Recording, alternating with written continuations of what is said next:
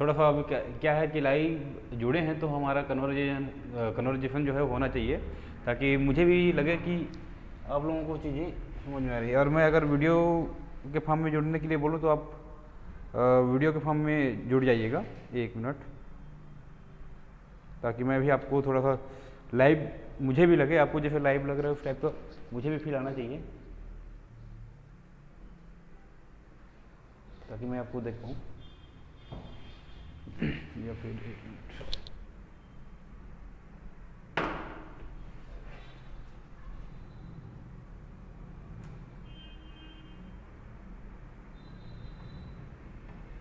जी। तो मेरा कुछ क्वेरी आपसे था अग्निवेश जी, जितना भी आपको वीडियो भेजा गया है आपने अच्छे से उस चीज़ को ध्यान दे के देखा है कि नहीं देखा है? हेलो अग्निवेश जी, आवाज़ आ रहा है मेरे? लास्ट में 3 वीडियो देखने के लिए बचा है, मतलब आपको पेरियोडिसिटी आप नहीं देख पाए हैं, है ना? पेरियोडिसिटी नहीं देख पाए हैं। लास्ट मैडम का तो शायद अभी नहीं गया है। कहाँ तक? हाइजेनबर्ग तक देख लिए हैं। तो आपका यहाँ पर थे मुफ्तली, हाँ, अनसर्टेनिटी प्रिंसिपल तक देखे हैं। क्वांटम नंबर नहीं देख पाए हैं? क्वांटम नंबर नहीं देख पाए हैं ना?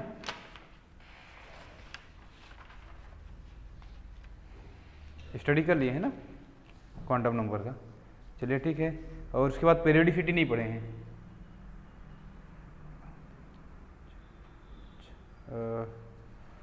5, 6, 7, 8, 9, 11, 12, लगभग 12 से 15 क्वेश्चन आपका यहाँ से नहीं बनेगा अगर आपने पेरियोडिसिटी नहीं देखा है। तो हो सकता है आपको नॉलेज हो उस चीज़ का, उसका कोई दिक्कत नहीं है, लेकिन क्वेश्चन हो सकता है आप उससे अटेम्प्ट ना कर पाओ। तो एक एक करके क्वेश्चन देखते चलते हैं। हमारा जो असाइनमेंट आपके पास होगा, जो प्रैक्टिस शीट है वो आप ओपन कर लीजिए तो ज़्यादा बेटर रहेगा। और एक अपने पास आप क्या करिए कि एक पेन कॉपी साइड में रखे रहिए, ताकि उस चीज़ को आप भी फॉलो करते चलो तो हमको ज़्यादा बेटर रहेगा। और आप उस चीज़ को प्रूव करके बताओ। तो वो सबसे पहले तो आप ओपन कर लीजिए अपना प्रैक्टिस शीट।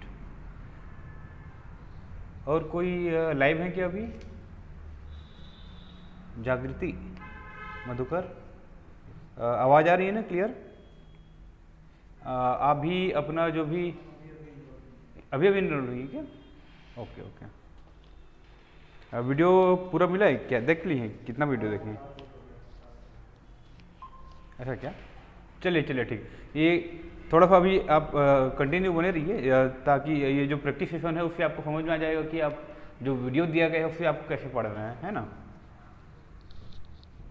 तो देखते हैं हमारा जो प्रैक्टिस शीट में पहला जो क्वेश्चन था वो आपका इलेक्ट्रॉन डिस्कवरी ऑफ इलेक्ट्रॉन से था। जो हम डिस्कवरी ऑफ इलेक्ट्रॉन देखे थे पहला चैप्टर में या पहला जो वीडियो में, तो वहाँ से क्वेश्चन है। और वो जो क्वेश्चन क्या दिया हुआ है देखते हैं। अब एक क्वेश्चन के अंदर में ऐसा मैं कोशिश किया हूँ कि बहुत सारे कॉन्सेप्ट आ जाएं। तो यहाँ पर क्वेश्चन है the micro particle of in atom which है 1.76 which have 1.76 into 10 to the power 8 coulomb पर ग्राम। क्या बोला है? Charge mass ratio. Charge mass ratio मतलब E/m रेशियो है। ये जो वैल्यू दिया हुआ है क्या वैल्यू है आपका? E/m रेशियो है। इसी E/m रेशियो को क्या बोल दिया गया है वहाँ पर? Charge of mass ratio. तो एक पार्टिकल है हमारे पास, कौन सा पार्टिकल है उस चीज़ को नहीं पता, लेकिन ये जो पार्टिकल है किसका? किसी एटम का, उसके पास इतना क्या है? चार्ज मास रेशियो है। तो कौन से पार्टिकल के पास इतना चार्ज और मास रेशियो रहता है? इलेक्ट्रॉन के पास। सिंपल सी बात है। आप इलेक्ट्रॉन के जब स्टडी करते हैं तो इलेक्ट्रॉन डिस्कवरी में देखेंगे, उसके बाद जे थॉम्सन का जो E/m रेशियो है ना, तो वहाँ पर हमको ये वैल्यू मिलता है 1.76 into 10 to the power 8 coulomb पर ग्राम। हमको क्या मिलता है? E/m रेशियो मिलता है। किसका? इलेक्ट्रॉन के लिए। तो हमको यहाँ पर ये बताना है, यहाँ पर कोई कैलकुलेशन की जरूरत भी नहीं है। आप कैलकुलेशन करने की जरूरत नहीं, आपको थोड़ा सा वो वीडियो देखोगे तो समझ में आ जाएगा। मैं एक एक चीज़ें वहाँ इलेक्ट्रॉन के लिए अलग अलग लिख चुका हूँ। तो हमको क्या करना है, क्या पूछा है, it's mass and the charges are respectively, इसका मास पूछा है और चार्जेस। तो जो पार्टिकल हम लिए थे, ये जिस पार्टिकल के लिए ये जो वैल्यू बताए हैं, उस पार्टिकल का मास कितना होगा और चार्जिंग कितना होगा, बस ये पूछा है। तो हमको पता है क्या, इलेक्ट्रॉन का मास कितना होता है, 1.9 लिखा है क्या, वो सॉरी ये ऑप्शन में बाय मिस्टेक इस चीज़ को मैं भी ध्यान नहीं दिया था। आपका क्या होता है 9.1 इंटू 10 टू द पावर क्या होता है -31 किलोग्राम होता है। तो ये ऑप्शन में 9.1 होना चाहिए था, 1.9 हो गया है। इस चीज़ को थोड़ा सा करेक्ट करिएगा, हो सकता है इसके लिए आपका ऑप्शन ना आया हो। 9.1 into 10 to the power -31 kilogram ये चीज़ें। और इसका चार्जेस क्या होता है आपको पता है, -1.6 इंटू 10 टू द पावर क्या होता है आपका 10 टू द पावर -19 कूलाम होता है। अब इसको किलोग्राम में ना देखिए आपको क्या कर दिया है, ग्राम में कर दिया है। तो 9.1 इस किलोग्राम को ग्राम में करोगे तो ये क्या हो जाता है -28 ग्राम हो जाता है। ये दोनों चीज़ों में आपको किलोग्राम में और ग्राम में दोनों में वैल्यू आपको याद रखना है। अगर कन्वर्जेशन आता है आपको तो आप इस चीज़ को आसानी से कर सकते हो, नहीं करते तभी कोई दिक्कत नहीं, इन दोनों वैल्यू को आप याद कर लो। अगर मास ऑफ इलेक्ट्रॉन देखें तो वो 9.1 into 10 to the power -31 kilogram होता है, और ग्राम में देखें तो क्या हो जाएगा 9.1 इंटू 10 टू द पावर -28 हो जाएगा। तो इस तरीके से ये होता है। तो ये सिंपल सा क्वेश्चन है, डायरेक्ट क्वेश्चन है आपका। इसी तरीके से यहाँ पर micro particle of an atom which have 9.58 into 10 to the power 4 coulomb per gram charges mass ratio. ये तो किसके लिए, जो चार्जेस मास रेशियो वो किसके लिए था, इलेक्ट्रॉन के लिए। इसी तरीके से प्रोटॉन के लिए भी चार्जेस मास रेशियो जो दिया हुआ है 9.58 into 10 to the power 4 coulomb per gram. ये आपको वैल्यू याद है, ये वैल्यू याद है तो आपको इन दोनों वैल्यू को डिफ्रेंशिएट करके याद रखना पड़ेगा। ये प्रोटॉन के लिए है और ये इलेक्ट्रॉन के लिए। इसके कंपैरिजन में देखा जाए तो इसका जो चार्ज मास रेशियो होता है वो क्या होता है, बहुत कम होता है। तो यहाँ पर आपको फिर से सेम चीज़, इस जो भी ये पार्टिकल है, इस पार्टिकल का मास पूछा है और चार्जेस पूछा है। तो यहाँ पर भी ऑप्शन में मेरे को थोड़ा सा लग रहा है दोनों लास्ट डी ऑप्शन होगा, दोनों में कूलाम लिखा गया है ना। प्रैक्टिस शीट में देखेंगे तो दोनों में कूलाम लिखा गया है बाय मिस्टेक। तो आपका यहाँ पर डी ऑप्शन होता है, मास ऑफ इलेक्ट्रॉन क्या होता है 1.76 into 10 to the power -24 gram. अगर इसी को किलोग्राम में करें 1.76 into 10 to the power -27 kilogram. Gram में ये होता है, किलोग्राम में इस तरीके से। और जो चार्जेस है वो एज इट इज वैल्यू रहता है, बस उसको क्या होता है, ये जो साइन है वो चेंज हो जाता है, +1.6 into 10 to the power -19 coulomb. तो ये आपका डायरेक्ट, ये पहला और जो दूसरा क्वेश्चन था वो डायरेक्ट क्वेश्चन है। आपको एक एक क्वेश्चन में 3-3 वैल्यू याद रखना पड़ रहा है। आप इस तरीके से प्रैक्टिस करेंगे तो वैल्यू भी आपको ऑटोमेटिकली याद होता है। आप यहाँ से अगर क्वेश्चन पेपर को अच्छे से पढ़े, थोड़ा सा मैं नेक्स्ट टाइम ये जो ऑप्शन लिखने में थोड़ा सा ध्यान दूंगा। वो क्या होता है, फ्लो में अपन लिखते चलते हैं तो हाथ हमारा इतना फास्ट रहता है कि उस चीज़ को अपने से लिख देता है। तो हो सकता है उसकी 1.6 से लिखने के चक्कर में वो 9.1 की जगह में 1.9 हो गया है। तो उस चीज़ को आप समझ सकते हैं, दिक्कत नहीं है। अब यहाँ पर इस तरीके से 3 वैल्यू आपको इलेक्ट्रॉन के लिए E/m रेशियो मिला, इलेक्ट्रॉन का मास, इलेक्ट्रॉन का चार्जेस, आपको ऐसे ही आसानी से याद हो गया। उसी तरीके से प्रोटॉन का E/m रेशियो मिला, आपको मास मिला और चार्जेस मिला। तो ये आपको 6 वैल्यू ऐसे ही, अगर आप 2-4 क्वेश्चन प्रैक्टिस किए, आपको ये बार बार यूज हुआ तो आपको ऐसे ही याद हो जाएगा। इसके बाद नेक्स्ट क्वेश्चन आता है, ये भी डायरेक्ट क्वेश्चन है। हमने इस चीज़ को प्रूव भी किया था वहाँ पर, the mass of electron equal to. अब मास ऑफ इलेक्ट्रॉन, हमने इलेक्ट्रॉन के डेफिनेशन में उस चीज़ को अलग से देखा भी है। अगर वीडियो देखेंगे तो आपको समझ में आ जाएगा कि मास ऑफ इलेक्ट्रॉन या इलेक्ट्रॉन के डेफिनेशन में क्या होता है कि ऐसा पार्टिकल जिसका मास क्या हो, आपका 9.1 into 10 to the power -31 kilogram, और जो अपने पास क्या चार्ज रखे -1.6 into 10 to the power -19 coulomb रखे, तो वो क्या होता है आपका इलेक्ट्रॉन कहलाता है। और उसी चीज़ को हम हाइड्रोजन के फॉर्म में भी रखे थे, किए थे क्या चीज़, ऐसा पार्टिकल जिसका मास क्या हो हाइड्रोजन के 1/1837 हो, और जो अपने पास क्या चार्ज रखे, -1.6 इंटू 10⁻⁻19 चार्ज रखे, तो वो क्या होगा आपका इलेक्ट्रॉन होगा। तो यहाँ पर सिंपल मास ऑफ इलेक्ट्रॉन पूछा है, तो वो किसके इक्वल होगा, मास ऑफ हाइड्रोजन की तो इक्वल होगा ही नहीं, मास ऑफ प्रोटॉन के इक्वल होगा नहीं। यहाँ पर देख लो, ये मास ऑफ प्रोटॉन है, ये मास ऑफ इलेक्ट्रॉन है, तो वो दोनों तो इक्वल होंगे नहीं। 1837 ऑफ मास ऑफ हाइड्रोजन, तो 18 हाइड्रोजन की इतना गुना तो होता नहीं है हाइड्रोजन से, बल्कि इलेक्ट्रॉन का मास क्या होता है, कम होता है। तो आपका जो ऑप्शन होगा 1/1837 ऑफ मास ऑफ हाइड्रोजन। तो इस तरीके से आपका जो ऑप्शन है वो आपका थर्ड क्वेश्चन का डी ऑप्शन होगा। ये सिंपल सा डायरेक्ट क्वेश्चन है। नेक्स्ट जो क्वेश्चन है आपका, which of the one particle is bombard on Rutherford scattering experiment. हम जब एटॉमिक स्ट्रक्चर की बात करते हैं, एटॉमिक स्ट्रक्चर का जो कॉन्सेप्ट जहाँ जहाँ से आता है, थॉम्सन मॉडल के बाद क्या है आपका, रदरफोर्ड। तो उन्होंने एक एक्सपेरिमेंट किया था, एक स्वर्ण पत्र या फिर हैवी मेटल के जो पतली फिल्म में क्या किया, उन्होंने एक लाइट का डिस्चार्ज किया, और वो कौन सा लाइट था आपका, अल्फा लाइट, या फिर उस चीज़ को कभी कभी क्या करते हैं, वो किसी बुक में एक्सरे लाइट भी बोला रहता है। तो जनरली क्या होता है, वो हम अल्फा लाइट को भी लेते हैं और एक्सरे लाइट को भी लेते हैं।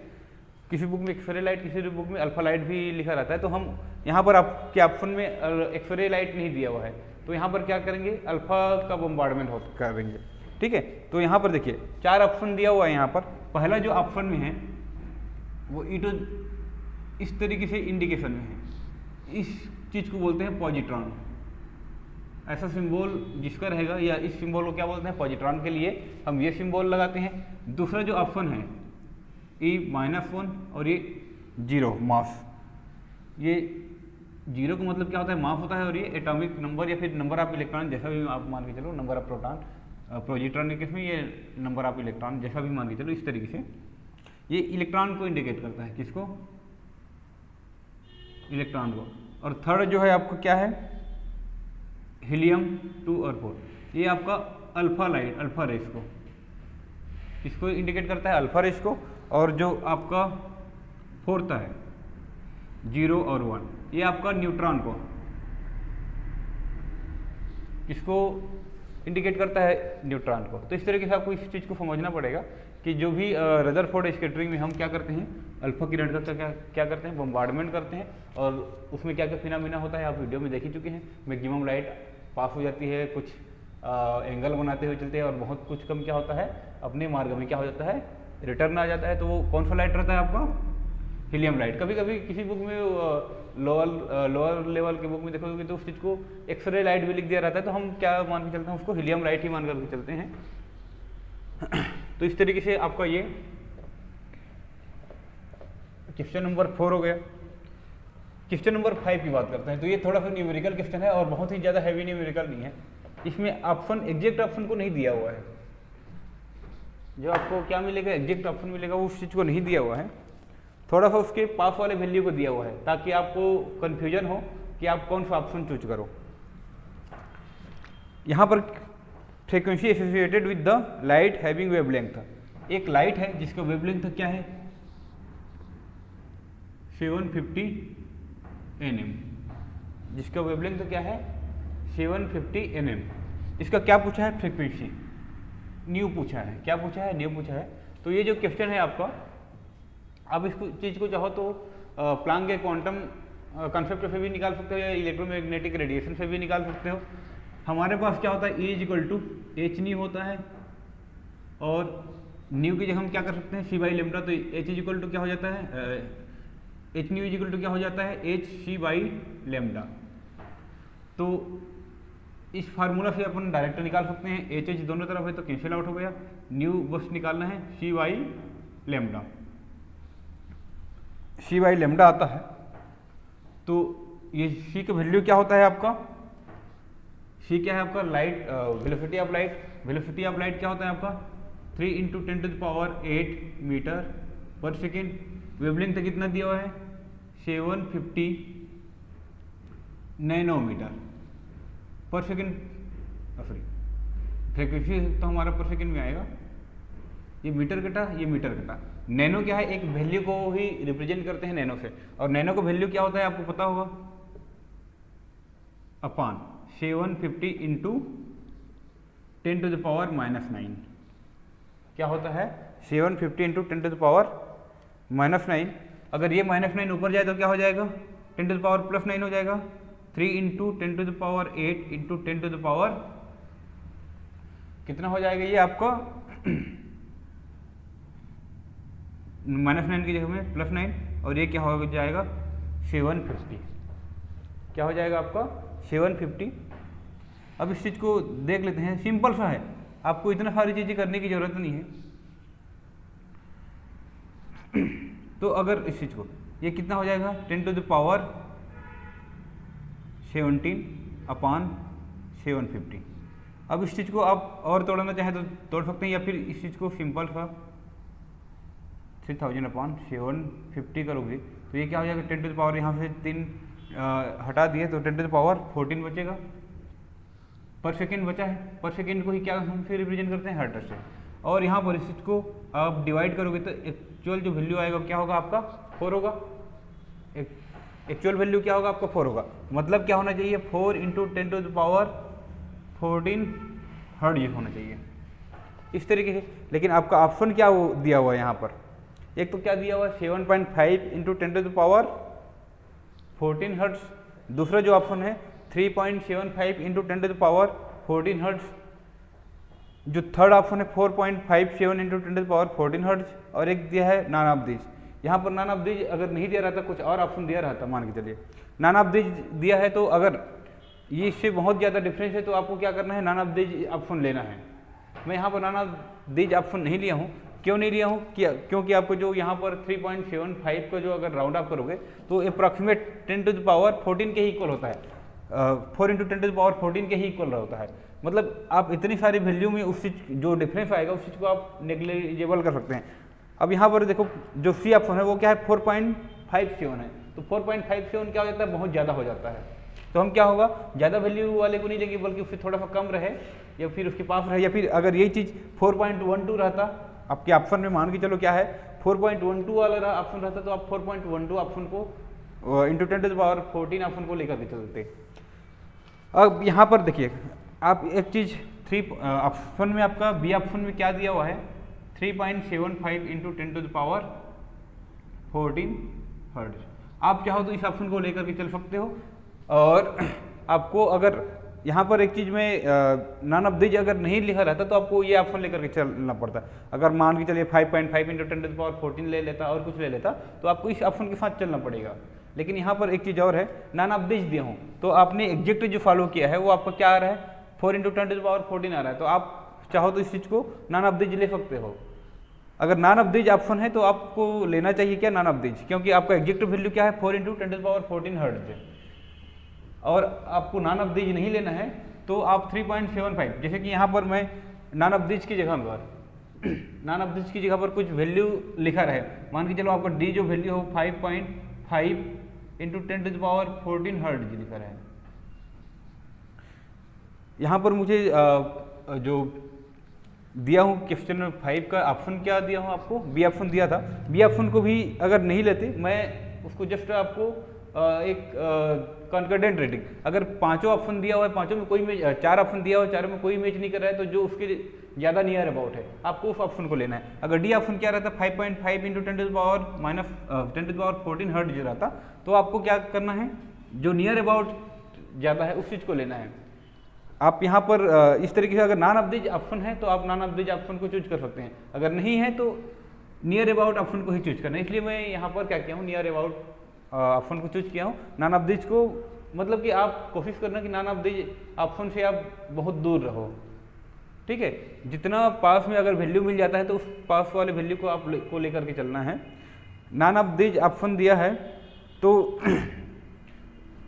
यहाँ पर आपको ध्यान बिल्कुल एकदम प्रिसाइज होकर के चलना है वहाँ पर, ठीक है। नॉन ऑफ दीज दिया हुआ है, अगर मैं इसको एकदम प्रिसाइजली फॉलो कर रहा हूँ तो क्या हो रहा है आपका 4 इंटू 10⁻14 आ रहा है। तो अगर ये नहीं है और नॉन ऑफ दीज ऑप्शन है तो आपको हमेशा नॉन ऑफ दीज लेना है। मैं यहाँ पर लेने के लिए भी लिया हूँ, लेकिन आपको नॉन ऑफ दीज लेना है। अगर नॉन ऑफ दीज नहीं है और वैल्यू ही है और कोई वैल्यू आपके आंसर से मैच नहीं कर रहा है, तो आपके आंसर से जो भी नियर अबाउट आंसर मैच होगा वो आपको उस चीज़ को लेकर के चलना है। यहाँ पर क्या हो जाता है टेक्निकल, और ये क्या है आपका थ्योरेटिकल ऑप्शन है। क्या है ये आपका, यहाँ पर जो वैल्यू दिया हुआ है हो सकता है वो एक्सपेरिमेंटल हो, ये आपका थ्योरेटिकल है। थ्योरेटिकल और एक्सपेरिमेंटल में जो भी चीज़ें हैं वो आपको कुछ ना कुछ अंतर आएगा ही आएगा, कभी भी दोनों चीज़ें एग्जैक्ट नहीं रहता। तो आपको क्या करना है, जनरली एग्जाम में जो दिया रहता है वो आपका एक्सपेरिमेंटल डाटा रहता है, थ्योरेटिकल डाटा बहुत कम रहता है। जो ऑप्शन में आपका रहेगा क्या रहेगा, आपका एक्सपेरिमेंटल डाटा रहेगा। तो आपको क्या रहता है, एक्सपेरिमेंटल डाटा कभी भी थ्योरेटिकल डाटा के इक्वल नहीं रहता, आपको नियर अबाउट रहता है। तो आपको अगर ऑप्शन 4 ऑप्शन दिया है, चारों में कोई मैच नहीं कर रहा है तो उसके नियर अबाउट ऑप्शन को लेना है, और नियर अबाउट ऑप्शन में आपको क्या होगा 3.75।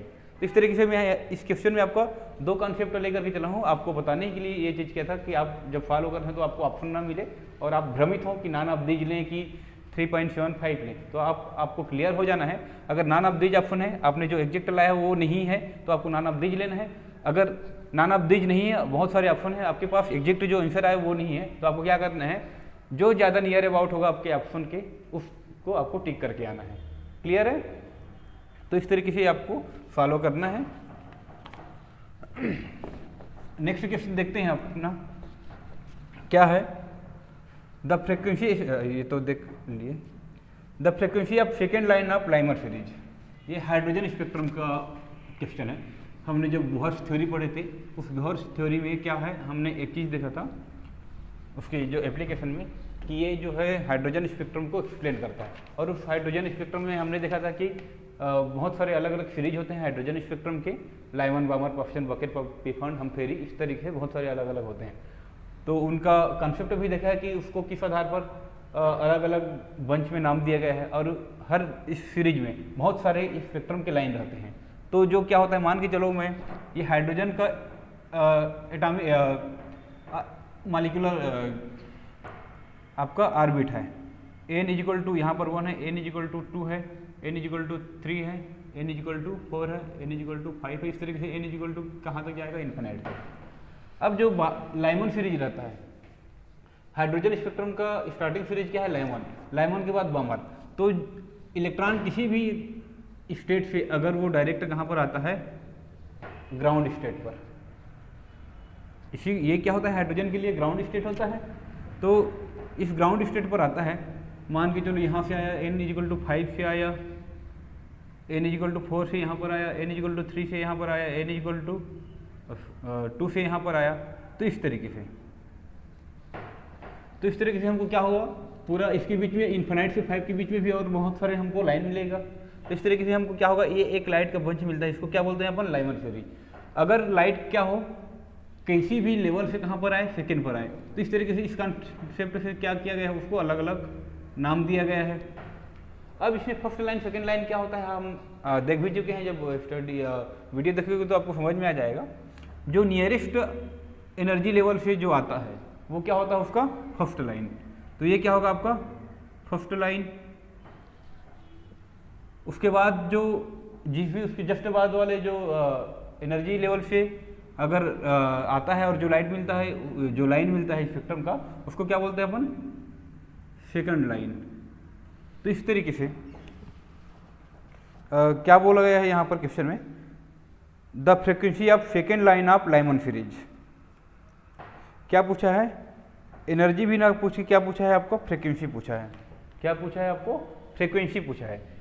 एक तो होता है एनर्जी मतलब कि यहाँ पर जब इस तरीके से दो एनर्जी लेवल के बीच का बात किया जाए तो वो एनर्जी डिफरेंस को ही उस लाइन का क्या बोलते हैं, एनर्जी। तो यहाँ पर एनर्जी ने पूछ के क्या पूछा है, फ्रीक्वेंसी पूछा है, नंबर में नहीं, फ्रीक्वेंसी। अब ये एनर्जी और फ्रीक्वेंसी को कैसे लाएं, तो हमने इस तरीके से जब किए हैं, लाइमन सीरीज देखे हैं, तो वहाँ पर एनर्जी डिफरेंस निकालना देखे हैं बोहर्स थ्योरी में। दो एनर्जी लेवल के बीच का जो डिफरेंस होता है उसको निकालना देखे हैं। तो उसको निकालने के लिए क्या होता है, हमारे पास RH 1 अपान, हाइड्रोजन एटम के लिए क्या होता है, जेड का नंबर क्या होता है, 1 होता है। तो इस तरीके से 1 अपान N1 का स्क्वायर माइनस 1 अपान, या फिर ये आपको माइनस वैल्यू नहीं है तब भी आपको मान करके चलना है। ये माइनस वैल्यू क्या होता है मैं बताया था वहाँ पर, ये माइनस वैल्यू बस ये इस तरीके से एनर्जी डिफरेंस निकालेंगे तो माइनस वैल्यू नहीं रहेगा, हट जाएगा ये N2 का स्क्वायर।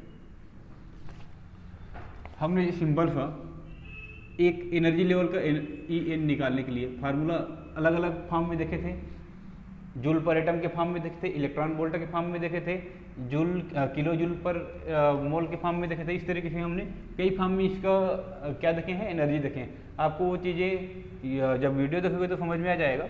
वहाँ पर RH के फॉर्म में भी देखे हैं, RH का वैल्यू क्या होता है हम देखे हैं। तो इस तरीके से ये तो हमारा क्या है, एक एनर्जी का आया है, क्या आया है, एनर्जी का, एनर्जी डिफरेंस या फिर उस लाइन का एनर्जी मान के चलें। तो यहाँ पर हम जब भी जाते हैं तो ये N1 का वैल्यू क्या होगा, ये चीज़ जो लोअर वैल्यू रहता है प्रिंसिपल क्वांटम नंबर का, उसी को क्या मान के चलते हैं अपन, N1 मानते हैं। और जो हायर वैल्यू रहता है किसी भी स्पेक्ट्रम लाइन में, उसको क्या मान के चलते हैं अपन, N2 मान के चलते हैं। तो इसके अनुसार N1 का वैल्यू क्या है आपका 1 है, और N2 का वैल्यू क्या है आपका 3 है। N2 का वैल्यू क्या है आपका 3 है।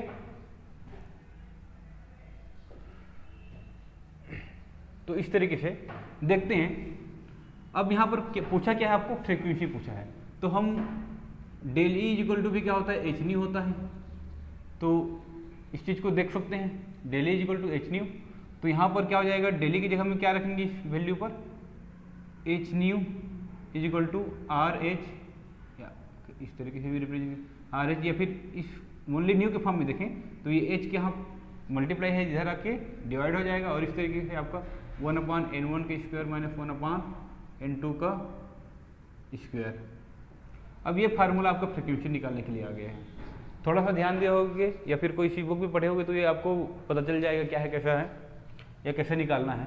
तो यहाँ पर अब निकाल सकते हो nu equal to R H, और एच के जो वैल्यू रखते हैं, आर एच का भी वैल्यू बताया था मैं।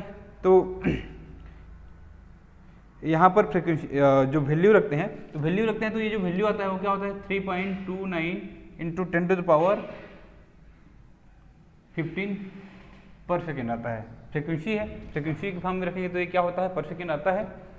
इस तरीके से अब यहाँ पर n का वैल्यू रखते जाओ, n का वैल्यू रखोगे तो क्या हो जाएगा 1/1 का स्क्वायर माइनस 1/3 का स्क्वायर। इस तरीके से तो ये 3.29 इंटू 10 टू द पावर 15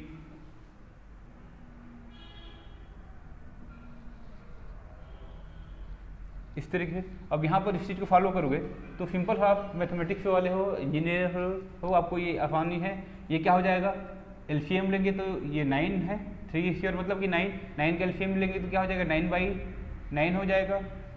और 9 माइनस 1 करेंगे तो कितना बचेगा 8/9। अगर आप इस चीज़ को आप मल्टीप्लाई कर देते हैं जस्ट, ठीक है, तो जो आपका ऑप्शन है वो 8.29 समथिंग आता है। इसका जो ऑप्शन है क्वेश्चन नंबर 6A। तो यहाँ पर आप फॉलो करोगे इस चीज़ को, सिंपल से थोड़ा सा मल्टीप्लाई करना है तो आपको वो चीज़ क्या मिलेगा 8.29 इंटू 10 टू द पावर 15 पर सेकेंड।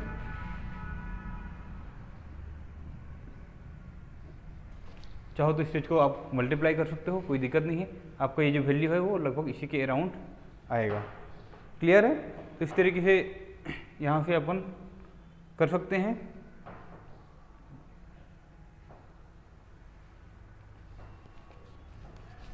नेक्स्ट देखते हैं क्वेश्चन नंबर 7।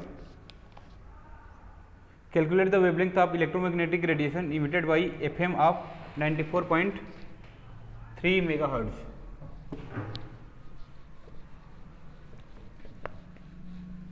एक सिंपल सा, ये भी प्लैंक क्वांटम से ही क्वेश्चन है आपका।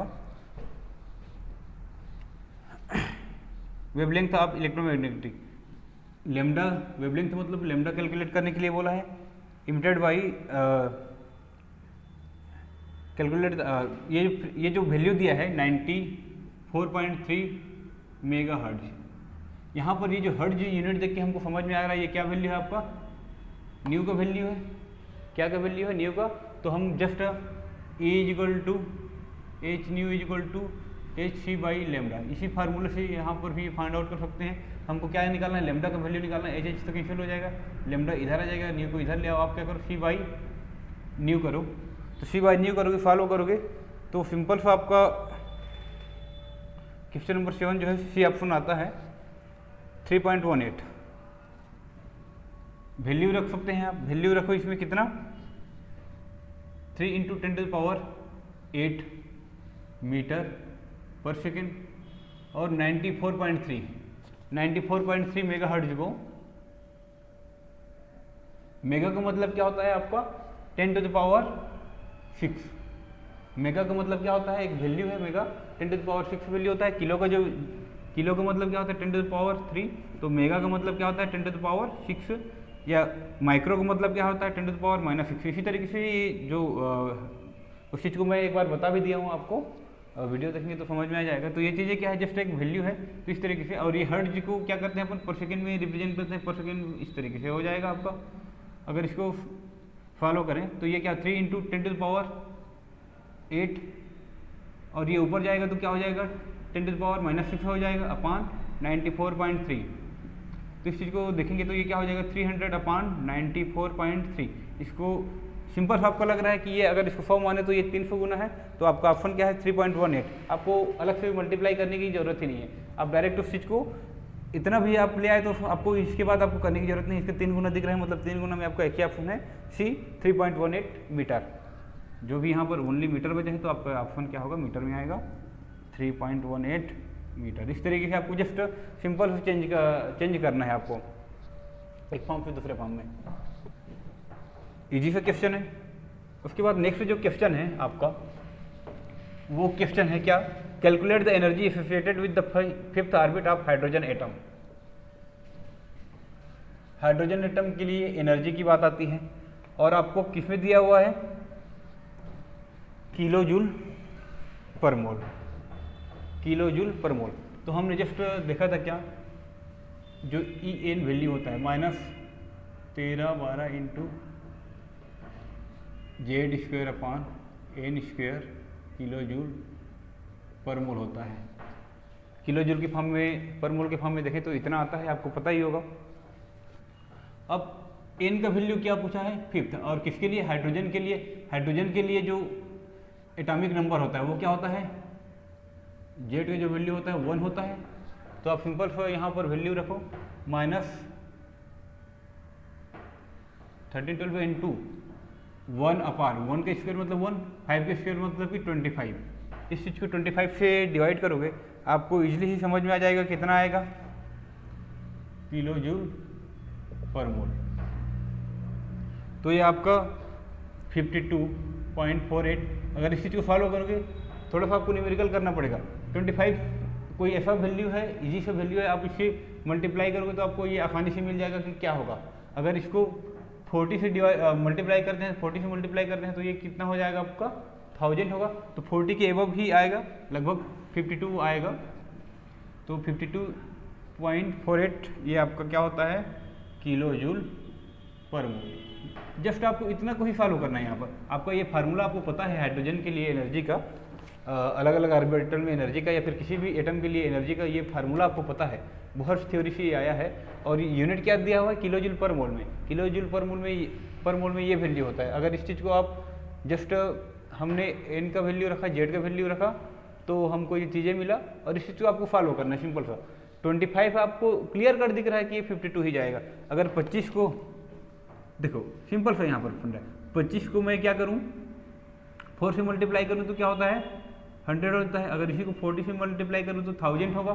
तो ये यहाँ पर जो ऑप्शन होगा वो क्या होगा, या फिर आपको समझ में नहीं आ रहा है कि कितना से मल्टीप्लाई करें, कैसे डिवाइड करें, तो आप सिंपल सा आंसर से भी ला सकते हो। आंसर में जो दिया हुआ है वहाँ से भी आप क्या कर सकते हो, 25 से उस चीज़ को मल्टीप्लाई कर दो। क्या है आपका 13 12 को 25 से डिवाइड किया है, तो आपका ऑप्शन क्या आया है उस चीज़ को। तो आप क्या करो, यहाँ पर 52.1448 है, 48 मतलब 5 ही है। इस चीज़ को आप 25 से मल्टीप्लाई कर दो। 25 से मल्टीप्लाई करना इसको आसान है, तो इस चीज़ को अगर आप मल्टीप्लाई करते हैं तो आपका जो वैल्यू है वो लगभग इतना के इक्वल आता है।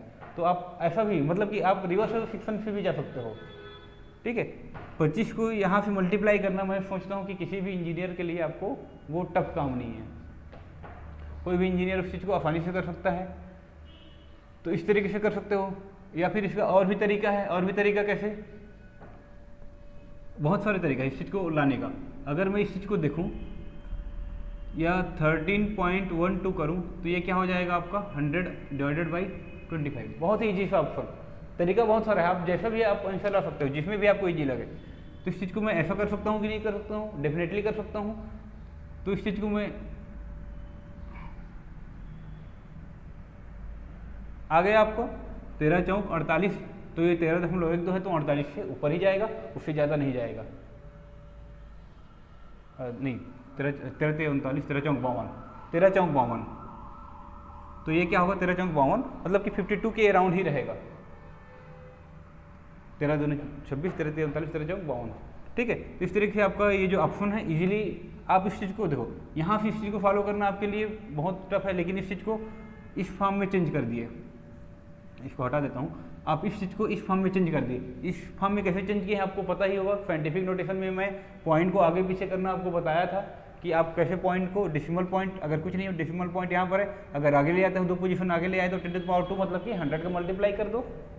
अगर डेसिमल को जितना राइट साइड ले जाओगे उतना 10 माइनस करके मल्टीप्लाई करना पड़ेगा। आप वीडियो देखे होगे तो ये चीज़ें आपको आसान हो गया होगा।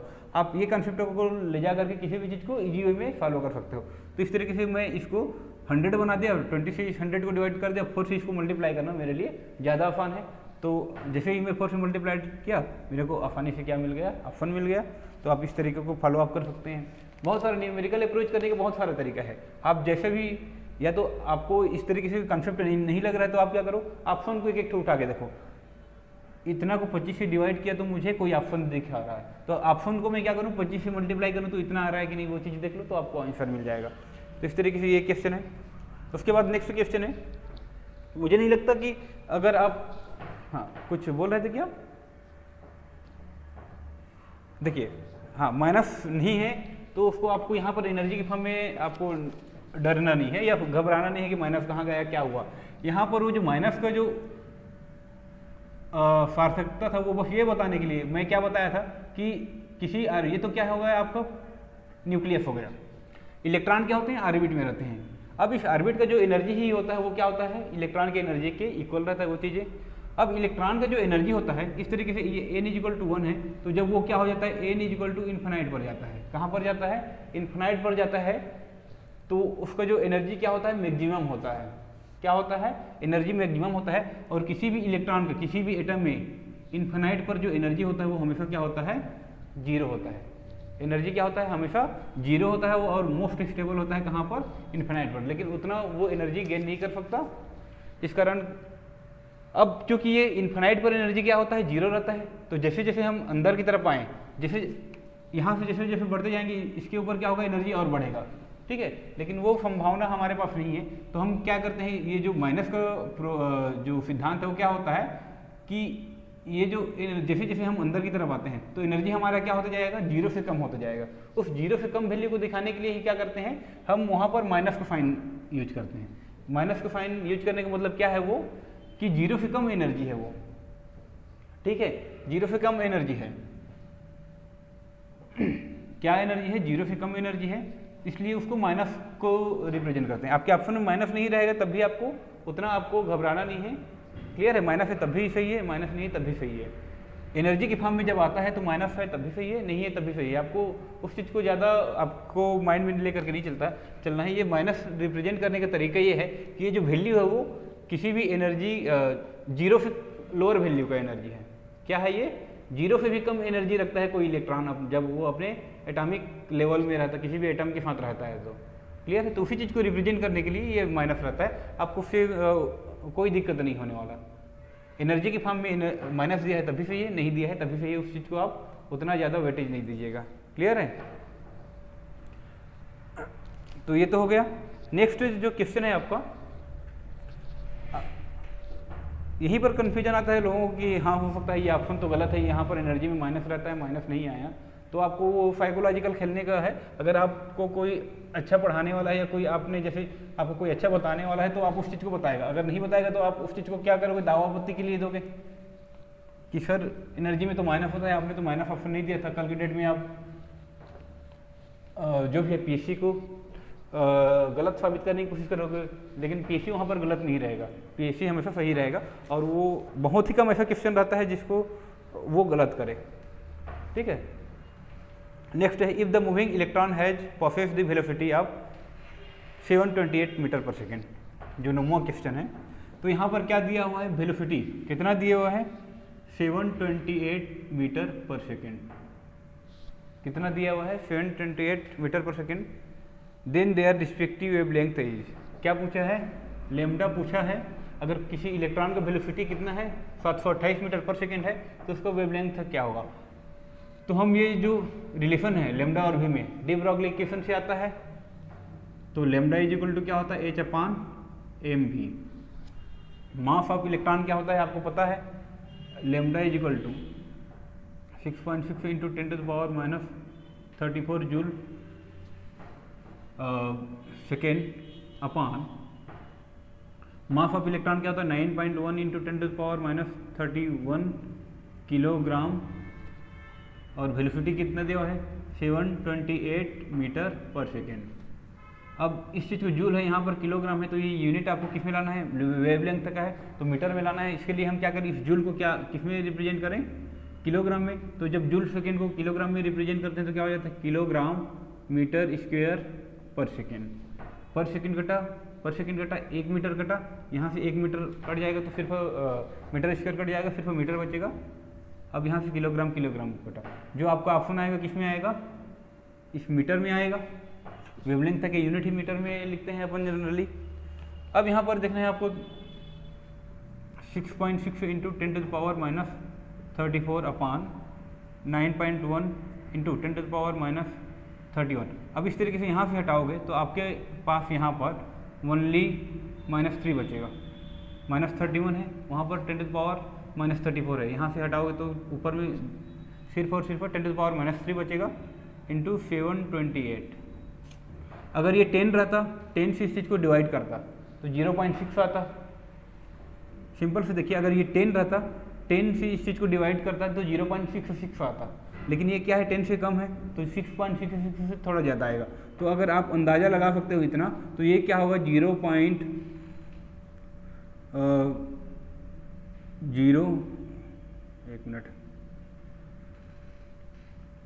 9.1 6.6 है, तो अगर ये 6.6 रहता, ये 10 रहता तो आपका 0.66 आता। 9.1 है तो आपका और 0.72 अराउंड ही आएगा, ये 0.73 है अराउंड। इस चीज़ को थोड़ा सा भी वैल्यू अगर आप समझते हो, इस नंबर का खेल यहाँ पर समझते हो, ठीक है, नंबर का लॉजिक समझते हो। अगर 6.6 को 10 से डिवाइड करें तो क्या होगा, 0.66 आएगा। तो 9.1 से डिवाइड करें तो 0.66 से एवं भी जाएगा, 0.73 अराउंड आता है। तो यहाँ पर दिख भी रहा है, अब ये इसी की मल्टीपल में है, मान के चलो। इस चीज़ को भी 730 कर लो, तो डेसिमल को 1 पोजीशन 2 पोजीशन 3 पोजीशन ले जाना पड़ा हमको राइट साइड। तो क्या करूँगा, 10⁻³ और ऑलरेडी 10⁻³ क्या है, -3 है, और ये क्या हुआ 720, तो ये लगभग क्या हो जाएगा, 1 के इक्वल आएगा। 1 के इक्वल आया तो 1 इंटू 10⁻⁻6 है, 1 इंटू 10⁻⁻6 है, और ये जो है आपका मीटर में है। किस में है, 1 इंटू 10⁻⁻6 है और मीटर में है। अब यहाँ पर यही खेल है, आपको ऑप्शन किस में दिया हुआ है, नैनोमीटर में। तो मैं उस दिन मेरा एक वीडियो लेक्चर में जो यूनिट कन्वर्जन है उसमें आपको पता ही होगा कि मीटर को कैसे नैनोमीटर में चेंज करते हैं, नैनोमीटर को कैसे पिकोमीटर में चेंज करते हैं। तो उस चीज़ को आप भली भांति देख सकते हो। आपका ऑप्शन किस में है, नैनोमीटर में है। किस में है, नैनोमीटर में, या फिर 1.10⁻⁻6 मीटर इज इक्वल टू कितना नैनोमीटर होता है, आपको ये बस लाना है। इस चीज़ को कन्वर्जन करने का ये तरीका, इस चीज़ को किस में कन्वर्ट करना है आपको, नैनोमीटर में, क्योंकि आपके ऑप्शन में क्या है, नैनोमीटर में दिया हुआ है। तो इस चीज़ को आपको नैनोमीटर में चेंज करना है। तो हम जस्ट नैनोमीटर में चेंज करते हैं, देखते हैं क्या होता है। यहाँ पर तो वैल्यू क्या है, 1 इंटू 10⁻⁻6 मीटर है। अब नैनो का मतलब क्या होता है, 10⁻⁹ मीटर। अब मैं यहाँ पर कितने चीज़ों को मल्टीप्लाई करूँ, ऐसे कौन सी वैल्यू को मल्टीप्लाई करूँ कि वो लेफ्ट हैंड साइड के इक्वल आ जाए, वो आप उसके लिए फ्री हो। लेफ्ट हैंड साइड को इक्वल करने के लिए मैं कितना का मल्टीप्लाई करूँगा, 1000 का। 1000 का मल्टीप्लाई करूँगा तो क्या हो जाएगा, राइट साइड ओवरऑल देखूँ तो क्या हो जाएगा, 10⁻⁻6 होगा, लेफ्ट साइड भी 10⁻⁻6 है, तो इसको मैं नैनोमीटर, तो यहाँ पर क्या वैल्यू लिखूंगा 1000। तो आपका ऑप्शन सी होगा, 9 क्वेश्चन में सी ऑप्शन ही है। चलिए ठीक है, तो आप यहाँ पर इसकी जगह हम क्या लिख सकते हो, 1000 नैनोमीटर आपका ऑप्शन होगा। 1 × 10⁻⁻6 मीटर है, तो इसको इस फॉर्म में ना पूछे क्या पूछा है, ये जस्ट यहाँ पर एक और स्टेप बढ़ा दिया है और पूछा है। तो आपको एक प्रैक्टिस यहाँ पर एक चीज़ और हुआ कि यूनिट कन्वर्जन में आप कैसे यूनिट को कन्वर्जन कर सकते हो। यूनिट कन्वर्जन कैसे, मीटर को हमने क्या में चेंज किया, नैनोमीटर में। तो ये सिंपल सा फॉर्म है। यहाँ पर ऑप्शन में कहीं भी आपको नैनोमीटर में नहीं आएगा, अगर इस तरीके से फॉलो करोगे तो आपको नैनोमीटर में आएगा क्या, नहीं आएगा, लेकिन आपको दिया है किसमें, नैनोमीटर में। तो आपको यहाँ पे थोड़ा सा एक स्टेप आगे बढ़ना है। आप इतना में ही आके रुक गए तो आपको यहाँ पर तो ऑप्शन ही नहीं दिखेगा। तो उस चीज़ को आपको समझना है कि यूनिट क्या है, नैनोमीटर में है, तो आपको इस चीज़ को नैनोमीटर में कन्वर्जन करोगे तो कितना वैल्यू आएगा, उसके हिसाब से आप ऑप्शन लगा सकते हो। नेक्स्ट है आपका question, 10th question, the radius of 4th orbit from their centre of nucleus of lithium 2+। Lithium 2+ मतलब कि हाइड्रोजन लाइक एटम है।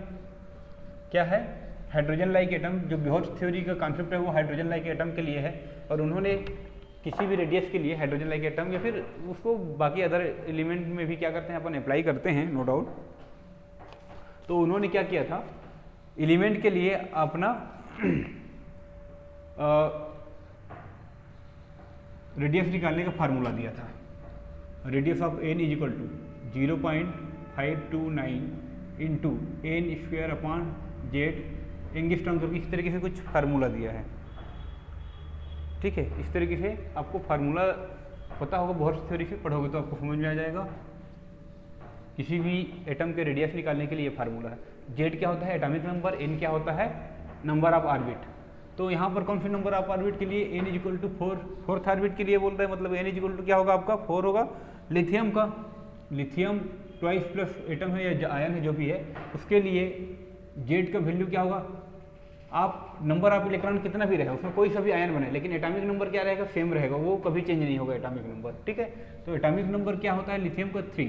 तो इस चीज़ को जस्ट यहाँ पर रखो, 0.529 इंटू एन का वैल्यू 4 करेंगे तो 4 × 4 क्या हो जाएगा, 16/3। इस चीज़ को फॉलो करोगे, इस चीज़ को फॉलो करोगे तो सिंपल सा आपका ऑप्शन आता है 2.82 एंगस्ट्रॉम। कितना आएगा, 2.82 एंगस्ट्रॉम। अब इस चीज़ को कैसे फॉलो करोगे, इस चीज़ को कैसे फॉलो करोगे, सिंपल सा, ये 0.5 है, 0.5 मतलब कि आपका हाफ है, 1/2 इंटू 16 करोगे तो वो 8 के इक्वल आएगा, या 8 के अराउंड आएगा, या थोड़ा बहुत कुछ ज़्यादा हो सकता है, 0.529 है तो 8 मान के चलो। 8 डिवाइडेड बाई, सिंपल सा आप 8 डिवाइडेड बाई 3 कर लो। कितना कर लो, 8 डिवाइडेड बाई 3। आप इतना तो कर सकते हो। इस चीज़ को आपको बस इतना लेकर के चलना है, 0.5 इंटू 16 तो क्या हो जाएगा, वो 8 हो जाएगा। ईजी सा है कॉन्सेप्ट, आपको एकदम से एक्यूरेसी करने की जरूरत नहीं। जहाँ पर एक्यूरेसी पूछा हो वहाँ पर देखिए, यहाँ पर ऑप्शन में आपको है, ऑप्शन आपका थोड़ा सा फर्स्ट और सेकंड ऑप्शन थोड़ा सा पास में है, लेकिन उनके बीच में भी अंतर है। तीसरा ऑप्शन तो बहुत ही दूर है, चौथा ऑप्शन क्या है आपका, नॉन ऑफ दिस है। तो इस तरीके से 0.529 को 16 से मल्टीप्लाई किए तो लगभग वो 8 पॉइंट समथिंग आएगा, कोई दिक्कत नहीं, आप 8 ही रखो। 8 को डिवाइड करो यहाँ से तो क्या होगा, 2 पॉइंट समथिंग अराउंड में आंसर आएगा, 2.7 या 2.8 समथिंग आएगा, जो भी होगा। तो इस तरीके से ये ऑप्शन आएगा, और आप यहाँ से आपका क्लियर कट दिख रहा है कि 2.8 वाला ऑप्शन होगा आपका। तो आपको यहाँ पर ज़्यादा मेहनत करने की ज़रूरत ही नहीं है, इजीली हो गया। हम आपको न्यूमेरिकल अप्रोच करने का तरीका होना चाहिए कि आप कितना चीज़ों को छोड़ोगे तो आपको आसान होगा, कितना चीज़ों को लेकर के चलोगे तो आपको आसान होगा। वो आपके ऊपर डिपेंड करता है, आप कैसे न्यूमेरिकल को टेकल करते हो। तो इस तरीके से मैं क्या किया यहाँ पर, ये इस चीज़ को 0.5 मतलब कि 1/2 = 1/2 क्या करूँ, 16 से मल्टीप्लाई करूँ तो मुझे जस्ट 8 मिलेगा, और 8 को 3 से डिवाइड करूँ तो 2.8 अराउंड आएगा। मेरा ऑप्शन दिख गया वहाँ पर 2.82 एंगस्ट्रॉम। दफा क्वेश्चन का ऑप्शन क्या है आपका, सेकेंड ऑप्शन है। ये बोहर्स थ्योरी से था। नेक्स्ट जो आपका क्वेश्चन है, question number 11, the ratio of velocity of CH4 upon velocity of O2, ये पूछा है the ratio of velocity of CH4 and O2, oxygen का वेलोसिटी और CH4 की वेलोसिटी का रेशियो पूछा है इस तरीके से।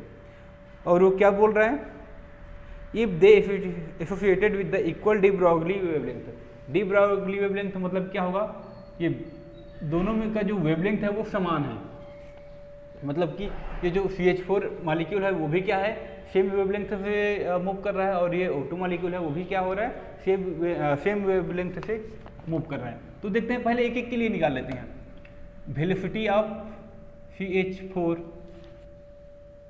हमको रेशियो निकालना है तो इसको जानने की जरूरत नहीं है। इसके लिए mass of CH4, molecular mass को आप मास लेकर के ले चल सकते हो, तो मॉलिक्यूलर मास क्या होता है इसका 16। आपको थोड़ा सा इस चीज़ में करना पड़ेगा, एटॉमिक नंबर याद है तो एटॉमिक नंबर याद है तो आप वहाँ से एटॉमिक मास याद रख लो, निकाल लो, और एटॉमिक मास निकाल सकते हो तो आप क्या कर सकते हो, मॉलिक्यूलर मास जस्ट निकाल सकते हो। आपको कुछ नहीं करना है, मान के चलिए CH4 है, इसका मॉलिक्यूलर मास निकालना है, तो मुझे क्या पता है, जो कार्बन का मॉलिक्यूलर एटॉमिक मास है वो क्या होता है 12 होता है, एटॉमिक नंबर 6, एटॉमिक मास क्या होता है 12, प्लस हाइड्रोजन का एटॉमिक मास 1 होता है, और चूंकि 4 हाइड्रोजन है तो 4 को मल्टीप्लाई करना पड़ेगा। इस तरीके से क्या होगा 12 + 4 = 60।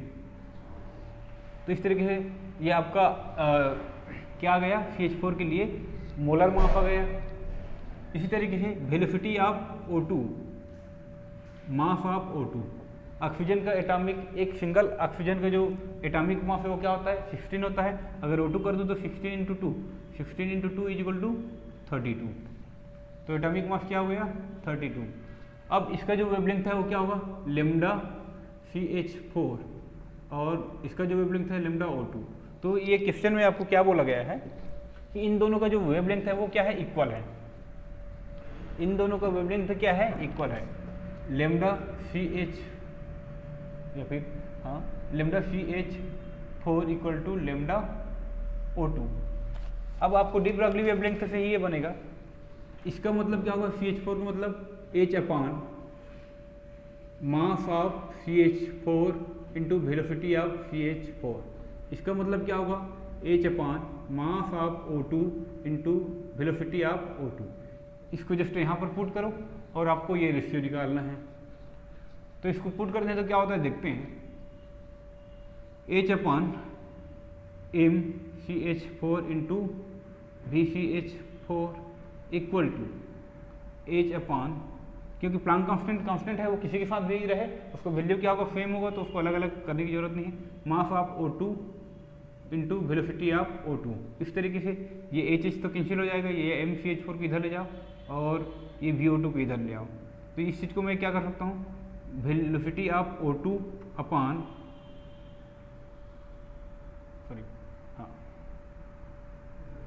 एक मिनट, वेलोसिटी का रेशियो पूछा है तो मास ऑफ O2 को इधर ले आता हूँ, मास ऑफ O2 अपॉन ये तो मास ऑफ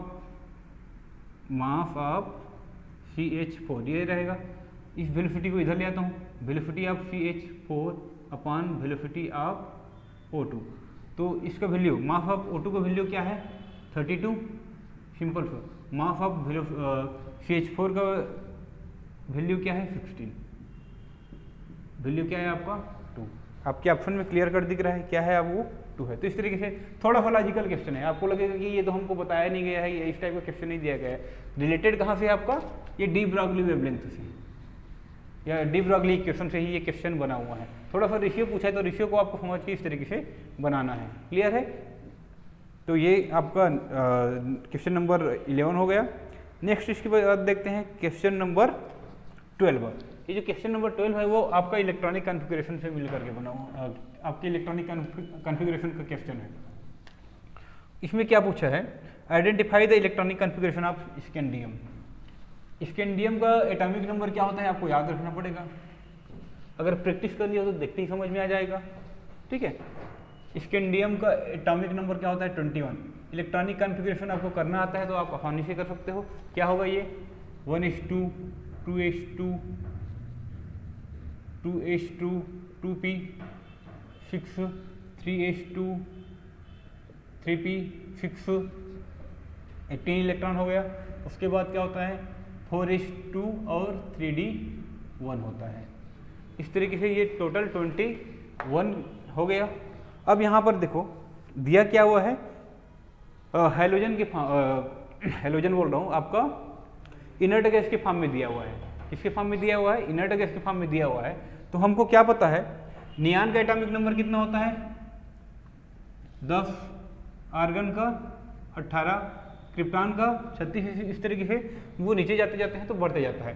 तो हम क्या करेंगे, इसके पहले स्कैंडियम के पहले जो भी आपका इनर्ट गैस आता है उस चीज़ को लेकर के चलते हैं। तो 2, 8, 10, 12 और ये 18, ये जो इलेक्ट्रॉनिक कॉन्फ़िगरेशन है वो किसके इक्वल होता है?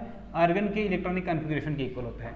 तो हम क्या करेंगे, इसके जो हमें जस्ट ये आर्गन, अब मैं वहाँ पर बोला था उस चीज़ को आपको इस तरीके से रिप्रेजेंटेशन देगा, कुछ भी रिप्रेजेंटेशन दे सकता है, या फिर हो सकता है नॉर्मल कामो भी कर दे, या फिर इस चीज़ को क्या किया है यहाँ पर स्क्वायर ब्रैकेट से किया है। मतलब इतने इलेक्ट्रॉनिक कॉन्फ़िगरेशन को स्कैंडियम का आर्गन से रिप्रेजेंट किया है।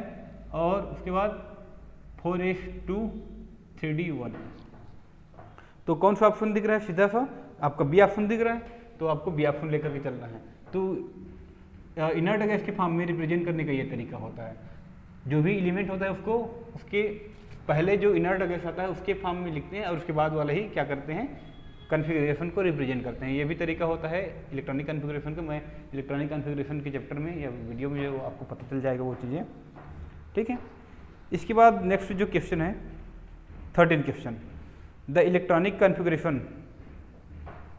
एक इलेक्ट्रॉनिक कॉन्फ़िगरेशन दिया गया है, ये भी इलेक्ट्रॉनिक कॉन्फ़िगरेशन का ही 1s2 2s2 2p6। Total atomic number कितना होता है? टोटल नंबर ऑफ इलेक्ट्रॉन 8 होता है। तो यहाँ पर देखें, sorry 10, total number of electron 10 होता है। तो यहाँ पर देखें फ्लोरीन का 9 होता है एटॉमिक नंबर, लेकिन फ्लोरीन में एक माइनस जुड़ा हुआ है, मतलब एक इलेक्ट्रॉन एक्स्ट्रा है। मतलब उसका जो इलेक्ट्रॉनिक कॉन्फ़िगरेशन है वो क्या होगा? इसी की इलेक्ट्रॉनिक कॉन्फ़िगरेशन के जैसा होगा। ऑक्सीजन का एटॉमिक नंबर क्या होता है आपका? 8 होता है, क्योंकि उसमें 2 माइनस आयन है। मतलब कि टोटल नंबर ऑफ इलेक्ट्रॉन वहाँ पर क्या होगा? 2 बढ़ जाएगा, तो टोटल नंबर ऑफ इलेक्ट्रॉन क्या हो जाएगा? 10 हो जाएगा। मतलब वो भी क्या रखेगा? सेम इलेक्ट्रॉनिक कॉन्फ़िगरेशन रखेगा। उसके बाद आते हैं नाइट्रोजन। नाइट्रोजन में कोई चार्जेस नहीं है, वो क्लियर कट सिर्फ एक एटॉमिक फॉर्म में है, आयन के फॉर्म में नहीं है। तो नाइट्रोजन का एटॉमिक नंबर क्या होता है? 7। नाइट्रोजन का एटॉमिक नंबर 7 रखता है, तो वो कभी भी इस तरीके से इलेक्ट्रॉनिक कॉन्फ़िगरेशन रिप्रेजेंट नहीं कर पाएगा। आपके पास लास्ट ऑप्शन बचा हुआ है नियान। नियान का एटॉमिक नंबर तो 10 होता है, तो वो क्या करेगा? इसी तरीके से इलेक्ट्रॉनिक कॉन्फ़िगरेशन शो करेगा। तो आपका ऑप्शन क्या होगा? यहाँ पर क्या पूछा है? कभी कभी आपको यहाँ पर अच्छे से पढ़ना पड़ेगा। The electronic configuration 1s2 2s2 2p6 is not for. अभी क्या होता है, ये नॉट फॉर वाला में या फिर नहीं है वाला में लोग नहीं को पढ़ना भूल जाते हैं, और पहला ऑप्शन किए पहला ही आ गया तो बाकी और रीचेक करेंगे ही नहीं टाइम बचाने के चक्कर में, और उसी को टिक करके आ गए। आपने नॉट नहीं पढ़ा, पहला ऑप्शन किया, पहला ही में ही आपको सेम चीज़ मिल गया, तो आप नॉट को नहीं देखे तो क्या करोगे? आप आगे बढ़ोगे नहीं। यही ऑप्शन करके तुरंत टिक लगाए और निकल आए, नेक्स्ट क्वेश्चन को आप चले गए। तो आपको क्वेश्चन को अच्छे से समझना है, या फिर आपको रीचेक करना है, आपके पास टाइम है तो पूरा ऑप्शन को एक बार करेक्ट कर लो। इस टाइप के जब भी इजी क्वेश्चन आता है तो आपको बाकी ऑप्शन को भी एक बार कंफर्म करने के लिए रीचेक करना पड़ता है। उसके बाद जो है नेक्स्ट आपका क्वांटम केमिस्ट्री का क्वेश्चन है, क्वांटम नंबर का। The possible value of L for n = 4। मैं जब क्वांटम नंबर पढ़ाया था, इस राइट साइड में अलग अलग ऑर्बिट के लिए एल का पॉसिबल नंबर लिखा है अभी था, और वो क्या होता है मैं अलग से और एक यहाँ पर इस पोजीशन पर एक अलग से बॉक्स बना के किसी भी एन के लिए एल का क्या वैल्यू हो सकता है, एम का क्या वैल्यू हो सकता है, इस तरीके से एक अलग से बताया भी हूँ। तो उस चीज़ को देखोगे तो समझ में आ जाएगा कि अगर एन का वैल्यू 4 है तो एल का जो पॉसिबल वैल्यू है वो क्या होता है? 0 से लेकर के l-1 तक होता है। कहाँ से? 0 to l-1 तक होता है, ये पॉसिबल वैल्यू है ना। तो यहाँ पर क्या हो जाएगा? 0 से कहाँ तक? 0 to 4-1, मतलब कि l = 0, 1, 2 और 3। कौन सा ऑप्शन दिख रहा है? क्लियर है, ऑप्शन सी। आपको कुछ करना नहीं पड़ेगा। नेक्स्ट देखते हैं question which of the one quantum number is not possible for titanium, is not possible for titanium। ये थोड़ा सा कंसेप्ट है, आपको इसके लिए पेन चलाने की भी ज़रूरत नहीं है। अगर आप समझे हो अपने इलेक्ट्रॉनिक कन्फिग्रेशन को, जो मैं बोला था क्या, एटॉमिक नंबर 1 P1 से लेकर के आप D या F15 तक आप क्या कर लो, क्वांटम नंबर निकाल लो, तो आपको समझ में आ गया होगा कि ये क्या होगा। हम देखते हैं टाइटेनियम। टाइटेनियम आपका क्या है, 4th ऑर्बिट वाला है, 4th पीरियड में आता है। 4th पीरियड में आता है,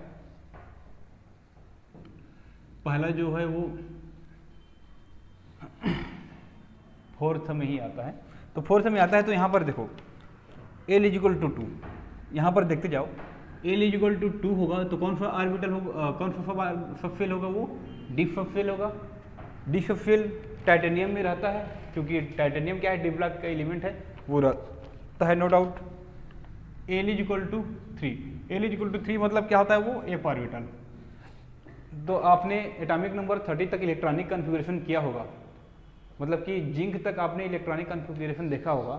तो जिंक तक किसी भी एटम में एफ ऑर्बिटल आता है क्या, नहीं आता। तो L = 3 पॉसिबल होगा क्या, नहीं होगा। टाइटेनियम के लिए L = 3 पॉसिबल नहीं होगा। L = 3 मतलब कि वो एफ ऑर्बिटल को इंडिकेट करता है, और एफ ऑर्बिटल टाइटेनियम में नहीं रहता, सिंपल सी बात। M = +1 की बात रीचेक करना है आपको, M = +1। M = +1 क्या होता है, जब p ऑर्बिटल हो, तो p ऑर्बिटल में ये क्या होता है, बीच वाले को 0 देते हैं, इसको -1 और ये +1 हो सकता है। d ऑर्बिटल है तभी +1 हो सकता है, या d में इसकी +1 की जरूरत नहीं है, लेकिन p ऑर्बिटल है तो +1 हो सकता है, ये पॉसिबल हो सकता है। m = +1 वैल्यू रख सकता है। अगर इसी के फॉर्म में अगर यहाँ पर एक और ऑप्शन दिया m = -1, ये भी पॉसिबल हो सकता है। अगर इसकी जगह में क्या दिया रहता, m = -3, m = -3 क्या होगा, ऐसा ऑर्बिटल जो क्या करे, ऐसा एटम जो एफ ऑर्बिटल रखे, उसी में क्या होगा, m = -3 क्या हो सकता है, क्वांटम नंबर आ सकता है। अगर d ऑर्बिटल रख रहा है तो मैक्सिमम m = -2 से m = +2 आ सकता है। अगर एफ ऑर्बिटल है तभी क्या होगा, m = -3 से m = +3 तक आ सकता है। तो यहाँ पर m = +1 तो आ सकता है, नो डाउट, -1 भी आ सकता है। L = 2 आ सकता है टाइटेनियम के लिए, लेकिन L = 3 नहीं आ सकता, क्योंकि वो एफ ऑर्बिटल पॉसिबल करता ही नहीं। तो आप सिंपल सा देख के ही समझ जाओगे, अगर क्वांटम नंबर आपने किया है अच्छे से। तो इस तरीके से आपका ये नंबर ऑफ 15 क्वेश्चन का जो ऑप्शन होगा आपका बी ऑप्शन होगा। नेक्स्ट चलते हैं, देखो यहाँ पर द क्वांटम नंबर, 1 मिनट मिटा देता हूँ। The quantum number L = 2, m = +2 और n = 3। आपको क्या दिया गया है, कुछ एलिमेंट्स का ग्रुप दिया गया है अलग अलग ऑप्शन में, और क्या बोला गया है, द क्वांटम नंबर, ये तीनों quantum number are possible for the atoms, मतलब कि पॉसिबल फॉर द एटम्स। अब यहाँ पर आपको देखना है वेनेडियम। वेनेडियम के केस में L = 2 हो सकता है, m = +2 हो सकता है, नो डाउट। बहुत लोगों को यहाँ पर दिक्कत ये रहता है कि वेनेडियम क्या होता है, 22 रखता है। अगर इसके d ऑर्बिटल की बात करूँ तो d में क्या होगा, 3d में सिर्फ 2 इलेक्ट्रॉन रहेगा, 3d में 2 इलेक्ट्रॉन रहेगा। तो अगर इलेक्ट्रॉन भर रहे हैं, मैक्सिमम लोगों को अगर क्वांटम नंबर कंसेप्ट नहीं पता तो क्या होता है, 0 -1 -2 +1 +2, मतलब इसमें की इलेक्ट्रॉन भरें पॉलिंग और हुंड के नियम अनुसार, तो क्या होगा, एक इलेक्ट्रॉन यहाँ जाएगा, एक इलेक्ट्रॉन यहाँ जाएगा। इस तरीके से ये 3d ऑर्बिटल है, 3d में 2 इलेक्ट्रॉन है तो 2 इलेक्ट्रॉन ऐसे भरेंगे। अब ये वेनेडियम है, वो तो L = 2 पॉसिबल है इसके लिए, m = +2 पॉसिबल नहीं है क्या, नहीं है। लेकिन यहाँ पर m = +2 भी पॉसिबल है इसके लिए, वेनेडियम के लिए, क्योंकि हम यहाँ पर आपको सिर्फ एक चीज़ कि इलेक्ट्रॉन हम क्या करते हैं, आपके सुगमता के लिए एक किनारे से भरते हैं, लेकिन एक्चुअल में क्या हो जाता है, आप ये आइडेंटिफाई नहीं कर सकते कि इलेक्ट्रॉन सिर्फ इसी में आएगा, इसी में आएगा। हम तो अभी आपको समझाने के लिए या आपको समझने के लिए ये चीज़ एक वे में लेते हैं। ये जो वेनेडियम है, m का वैल्यू +2 भी शो कर सकता है। इलेक्ट्रॉन अपने एग्जैक्ट पोजीशन पे नहीं रहता, वो किसी भी ऑर्बिटल में जा सकता है, आ सकता है। अगर इनका एनर्जी क्या होता है, लगभग सेम रहता है, वो किसी भी ऑर्बिटल में आ या जा सकता है, ठीक है। हम इसी में भरेगा ये नहीं बोल सकते, लेकिन आपको समझने के लिए हम क्या करते हैं, किनारे से भरते जाते हैं, ठीक है ना। तो ये वेनेडियम +2 रख सकता है। कैल्शियम की बात करें, कैल्शियम क्या होता है, L = +2 रख पाएगा क्या? कैल्शियम के पास d ऑर्बिटल होता है क्या? नहीं होता। तो वो कैल्शियम देखिए यहाँ पर एक एक ऑप्शन हटाते जाइए। वेनेडियम के लिए L = 2 हो सकता है, M = +2 हो सकता है, N = 3 हो सकता है, नो डाउट, क्योंकि वेनेडियम क्या होता है आपका 4th ऑर्बिट के लिए N = 3 हो ही सकता है। कैल्शियम की बात करें, कैल्शियम क्या होगा आपका, N = 3 रख सकता है, M = +2 नहीं रख सकता, L = 2 भी रख सकता है, पॉसिबल हो सकता है, लेकिन एग्जैक्ट होगा नहीं होगा क्या पता, नहीं होगा। कैल्शियम के पास d ऑर्बिटल नहीं रहता, d ऑर्बिटल नहीं रहता मतलब ये क्या होगा, +2 नहीं होगा। तो ये जो बंच है इसमें ये बंच आएगा नहीं आपका जिंक सल्फर एंटीमनी। सल्फर के पास d ऑर्बिटल नहीं रहता तो ये आपका ऑप्शन नहीं है। यहाँ पर देखते हैं मॉलिब्डेनम, निकिल और antimony. Molybdenum, nickel, antimony. Antimony कहाँ पर, रेडी टेबल देखोगे तो आपको पता चल जाएगा कि कौन से पोजीशन पर रहता है। एंटीमनी जो है आपका d ऑर्बिटल रखता है। d ऑर्बिटल जो रखेगा यहाँ पर, जो भी इस चीज़ में देखा जाए, जो भी d ऑर्बिटल रखेगा उसके पास क्या होगा, m का वैल्यू क्या होगा, +2 होगा। L तो 2 रहेगा ही रहेगा अगर d ऑर्बिटल रखता है। तो यहाँ पर C ऑप्शन में मॉलिब्डेनम, निकिल और एंटीमनी, ये तीनों के तीनों क्या करते हैं, अपने पास d ऑर्बिटल रखते हैं। तो तीनों के तीनों d ऑर्बिटल रखते हैं, तो उनके लिए ये जो तीनों क्वांटम नंबर है वो क्या होगा, पॉसिबल होगा। बाकी अगर कोई भी एक एलिमेंट अगर d ऑर्बिटल नहीं रखता तो उसके लिए ये पॉसिबल नहीं है। तो यहाँ पर क्या हो जाएगा, कैल्शियम, सल्फर और पोटेशियम, ये तीन ऐसे हैं जो क्या करते हैं, अपने पास d ऑर्बिटल नहीं रखते, तो इसलिए ये तीनों क्वांटम नंबर उनमें पॉसिबल नहीं होगा। तो सिर्फ एक ही बंच आ रहा है क्या, सी ऑप्शन में मॉलिब्डेनम, निकिल और एंटीमनी, जो आपका ये तीनों एटॉमिक क्वांटम नंबर रख सकता है। क्लियर है ये चीज़। नेक्स्ट इसके बाद देखते हैं, विच ion has greater in size.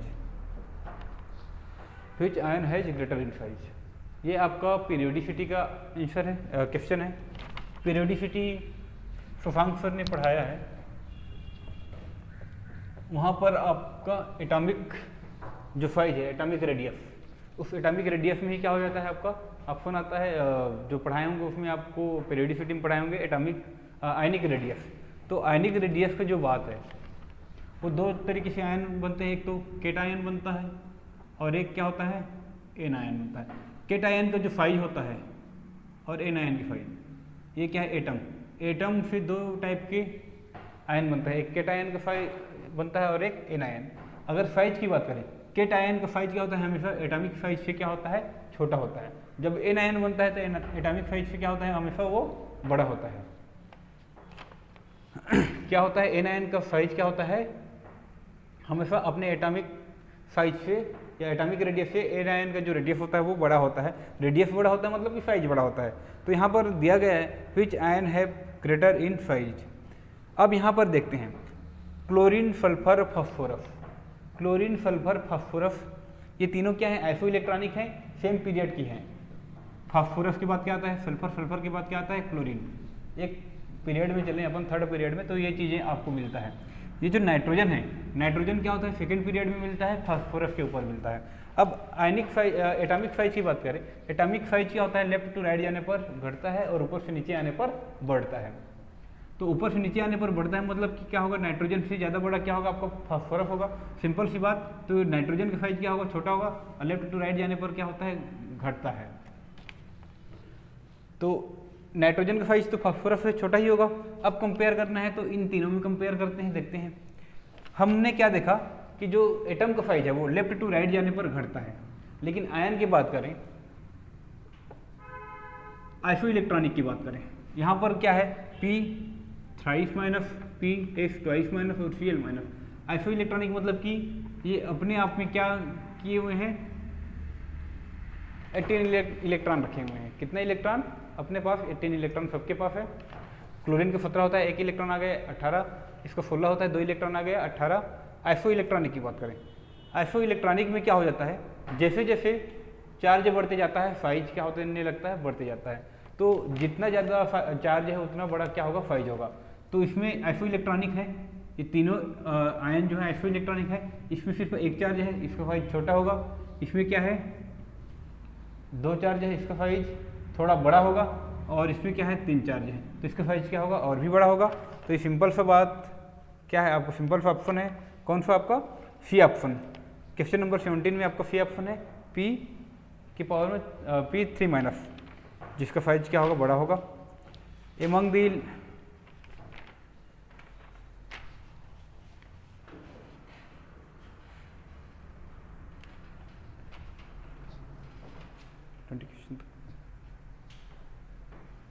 क्या चीज़, 20 क्वेश्चन को ही करें उतना तक। तो इस तरीके से ये ऑप्शन है। अब इसके बाद क्वेश्चन नंबर आप 18 की बात करते हैं, ठीक है। क्वेश्चन नंबर आप 18, among the lithium plus, beryllium twice plus and boron thrice plus, the correct order of size is. Size मतलब कि उसका आयनिक रेडाई को ही बात करते हैं। आयनिक रेडाई पता चलने से हम उसका साइज पता लगा लेते हैं। तो लिथियम बात, lithium plus ion, beryllium twice plus ion, boron thrice plus ion. तो इस तरीके से यहाँ पर भी देखा जाए तो ये तीनों की तीनों क्या है, आपका आइसो इलेक्ट्रॉनिक है। अब मैं क्या बोल रहा हूँ, केटायन का जो साइज होता है एटॉमिक साइज से छोटा होता है। यहाँ पर लेफ्ट टू राइट चलने पर साइज क्या होता है, रिड्यूस होता है, मतलब कि डिक्रीज होता है size, atomic radius. Iso electronic में क्या हो जाता है, जितना ज़्यादा साइज उतना छोटा होता है, सॉरी जितना ज़्यादा चार्जेस रहता है उतना क्या होता है, साइज कम होता है। मतलब कि यहाँ पर चार्जेस कम है तो इसका साइज क्या होगा, बड़ा होगा। यहाँ पर चार्जेस और ज़्यादा है तो इसका साइज और छोटा होगा। यहाँ पर चार्जेस और ज़्यादा है तो इसका साइज और कम होगा। ये आइसो इलेक्ट्रॉनिक किस चीज़ है, आइसो इलेक्ट्रॉनिक मतलब कि जिसमें नंबर ऑफ इलेक्ट्रॉन क्या हो, सेम हो। ये इस आयन पर इलेक्ट्रॉन क्या होगा, 2 होगा, यहाँ पर भी इलेक्ट्रॉन 2 है, यहाँ पर भी ओवरऑल इलेक्ट्रॉन 2 है। तो आइसो इलेक्ट्रॉनिक की चीज़ में क्या होता है, अगर वो केटायन की बात करें तो चार्ज बढ़ने पर साइज घटता है, चार्ज बढ़ने पर साइज घटता है। लेकिन एनायन की बात करें, जस्ट इसके पहले हमने देखा है चार्ज बढ़ने पर साइज बढ़ता है, दोनों एक दूसरे के जस्ट अपोजिट हैं। एनायन में क्या होता है, जितना आइसो इलेक्ट्रॉनिक अगर स्पीशीज हैं तो चार्ज बढ़ने पर क्या होगा, साइज बढ़ेगा। और केटायन है तो चार्ज बढ़ने पर साइज घटता है। तो सिंपल सी बात, सबसे ग्रेटर साइज किसका रहेगा, लिथियम का, उसके बाद बेरिलियम ट्वाइस प्लस का, उसके बाद सबसे छोटा साइज क्या रहेगा, बोरान थ्राइस प्लस का। आपका कौन सा ऑप्शन दिख रहा है, बी। 18 का आपका बी है।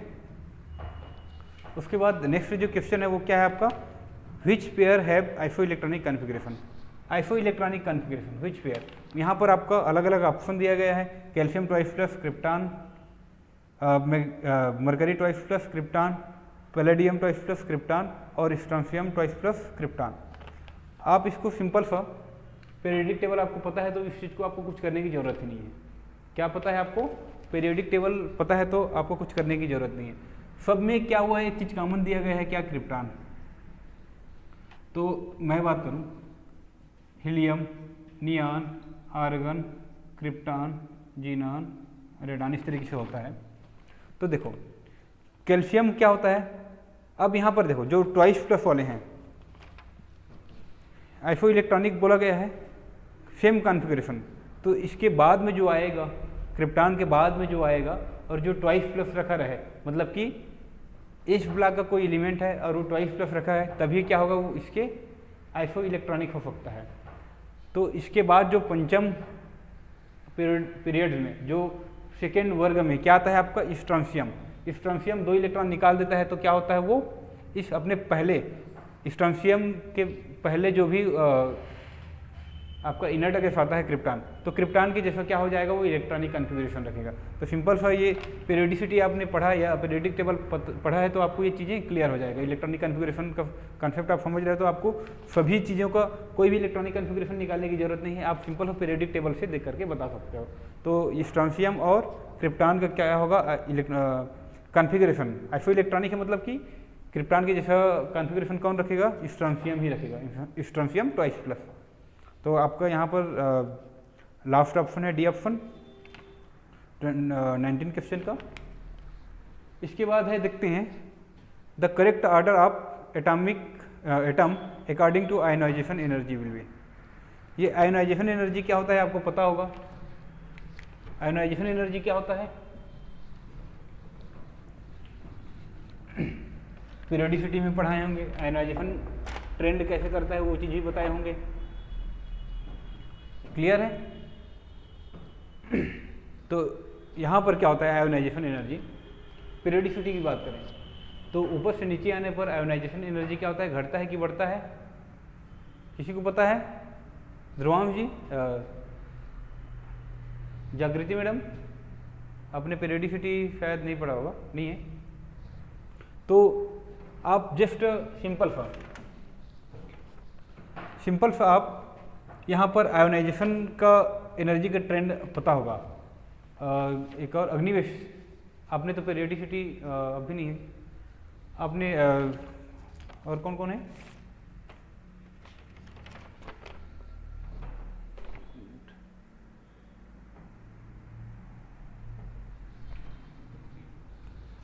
हमारे साथ सोनू जी हैं या फिर वंदना मैडम, आवाज़ आ रही है मैडम? पीरियोडिसिटी आपने पढ़ा है या वीडियो देख लिया? अभी पीरियोडिसिटी नहीं पढ़े हैं। और अभी एक और है योगेंद्र करके, कोई योगेंद्र सर नहीं है ना? हेलो, तो ठीक है, एक बार आप लोग जितने भी जुड़े हैं, इसके पहले अग्निवेश जी भी जुड़े थे तो उन्होंने कहा था कि पीरियोडिसिटी का जो भी चीज़ें हैं हम नहीं पढ़ पाए हैं। तो इधर का जो क्वेश्चन है वो मैक्सिमम आपको पीरियोडिसिटी का ही क्वेश्चन है। तो आप क्या करिए कि पीरियोडिसिटी तक जो भी चीज़ें आपको प्रोवाइड हुआ है या फिर जो भी वीडियो है उस चीज़ को आप एक बार देख लीजिए। उसके बाद मैं जो बताऊँ तो हो सकता है आपके लिए ईजी होगा, आपके पास क्वेश्चन पेपर ही है ही। अगर आप पीरियोडिसिटी का वीडियो देख लिए होंगे या देखेंगे तो आपको ये क्वेश्चन आसानी से बन जाएगा। जितने भी पीरियोडिसिटी से यहाँ पर क्वेश्चन है वो आसानी से बन जाएंगे। अगर नहीं बनता है तो नेक्स्ट जो भी लाइव सेशन होगा वहाँ पर हम क्या करेंगे उस चीज़ को फिर से डिस्कस कर लेंगे, ठीक है। और मेरा एक रिक्वेस्ट है, आप लोग जितने भी यहाँ पर हमारे कोई इंस्टीट्यूट से जुड़े हो, आप लोग जो वीडियो दिया जाता है उसको टाइम टू टाइम, आज वीडियो दिया गया आप उसका बाकायदा नोट्स तैयार करके नेक्स्ट डे के लिए रेडी रहिए। आपको हर डे लगभग नया नया वीडियो मिल ही जा रहा है तो आप एक भी वीडियो को स्टडी करने में बिल्कुल भी डिले मत करिए। जितना भी अभी मैं क्वेश्चन दिया हूँ आपका पीसी में जो भी है इससे हार्ड लेवल का क्वेश्चन नहीं आया है, ठीक है, इससे हार्ड लेवल का क्वेश्चन नहीं आया है। अगर इतने भी क्वेश्चन को आप बना ले तो आपका कॉन्सेप्ट चलता है तो आप डेफिनेटली जो हमारे फर्स्ट मॉड्यूल से क्वेश्चन है वो चीज़ें आप कर सकते हो। अगर इतना लेवल का क्वेश्चन कर सकते हो तो इतना लेवल का क्वेश्चन आया ही नहीं है। आप मॉड्यूल फर्स्ट से हमारे 4 से 5 क्वेश्चन आए हैं और पाँचों क्वेश्चन इस लेवल का नहीं होगा, इससे नीचे ही लेवल का है, ठीक है। अगर आप इतना भी कर लेते हैं तो कल के डेट में डेफिनेटली मैं बोल रहा हूँ कि कोई से भी क्वेश्चन आता है एटॉमिक स्ट्रक्चर से या फिर पीरियोडिसिटी से तो आप वो चीज़ें कर सकते हैं। तो आपको क्या करना पड़ेगा कि इस चीज़ों को वीडियो को अच्छे से देखो और उस वीडियो के थ्रू आपको जाना है। और जो भी प्रैक्टिस शीट है ये तो जस्ट हम अभी कम प्रैक्टिस नंबर आप 30 क्वेश्चन का ही प्रैक्टिस दिए हैं, इससे भी और ज़्यादा हमारे पास तैयार है। तो हम बस थोड़ा सा ये चेक कर ले रहे हैं कि आप लोग कितना सिंसियर है। आप लोग जितना ज़्यादा सिंसियर होंगे, जितना ज़्यादा आप इसमें अपना इंटरेस्ट दिखाएंगे, हम क्या करेंगे उतना ही ज़्यादा आपको प्रैक्टिस अवेलेबल कराएंगे और वो आपके लिए ज़्यादा बेनिफिट रहेगा। और आपकी तरफ से हमको इंटरेस्ट कम मिलेगा तो हमको भी थोड़ा सा सिर्फ अपने से करें, आप अपने से कराएं, आपने अपने से नहीं किया तो हमको क्या होगा, डिमोरलाइज करेगा। और कहीं ना कहीं वो हम डिमोरलाइज हो या जैसा भी हो उससे कोई दिक्कत नहीं, लेकिन आप प्रैक्टिस करेंगे तो बेनिफिट आपको ही मिलेगा। और आप प्रैक्टिस नहीं करेंगे या आप मेहनत नहीं करेंगे तो वो आपको नुकसानदेह ही रहेगा, ठीक है। तो वीडियो जो मिल रहा है उसको एट ए टाइम ख़त्म करिए देख के, और उसका जितना भी नोट्स आप बना सकते हो बनाइए। आपके पास कोई और रेफरेंस बुक होगा तो आप चाहो तो वहाँ से भी पढ़ सकते हो, कोई दिक्कत नहीं है। अगर नहीं पढ़ पाए तो जो वीडियो में देखें वो आपके लिए सफिशियंट रहेगा, जहाँ तक मतलब कि 99% सफिशियंट रहेगा आपके एग्जाम के पर्पज से। आपको कुछ चीज़ें और देखने की ज़रूरत नहीं है, आपको बस यहाँ से जो प्रैक्टिस शीट अवेलेबल हो गया, कहीं से भी आपको क्वेश्चन मिलता है उस क्वेश्चन को आप फॉलो करो। और इससे ज़्यादा हाई लेवल का मुझे नहीं लगता कि पीएससी आपको क्वेश्चन पूछेगा, ठीक है। तो इसका जो भी आगे का पेरियोडिसिटी का क्वेश्चन है वो हम नेक्स्ट सेशन में देखेंगे, ठीक है। और जो भी क्वेरी होगा अभी तक जितने भी किए हैं उसमें कुछ क्वेरी होगा तो बता दीजिए, कुछ दिक्कत होगा आपको।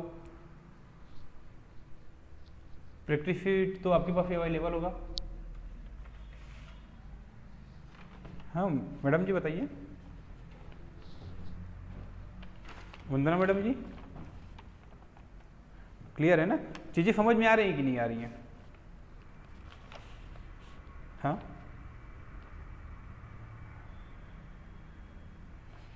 क्वेश्चन कहाँ से लगानी है, मतलब जो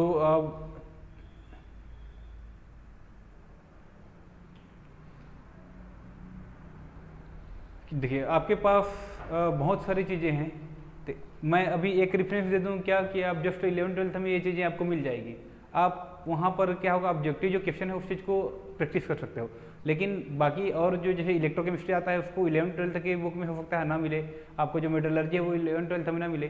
तो आप एटॉमिक स्ट्रक्चर पीरियडिसिटी तक 11th के बुक जो अभी फिजी बोर्ड का जो 11th का बुक है वहाँ पर भी आपको मैक्सिमम क्वेश्चन मिल जाएगा, आप वहाँ से प्रैक्टिस कर सकते हैं। उसके अलावा आपके पास मोबाइल है, मोबाइल में आप सिंपल सा जस्ट गूगल में जाएंगे और वहाँ पर सिंपल सा टाइप करेंगे कि MCQ question from atomic structure और पीरियडिसिटी, जो भी है आप जिस भी टॉपिक से करना चाहें, तो आपके बहुत सारे अलग अलग साइट हैं, वहाँ पर क्वेश्चन आ जाएगा। कहीं पर थ्योरेटिकल क्वेश्चन रहेगा तो किसी साइट में न्यूमेरिकल क्वेश्चन रहेगा।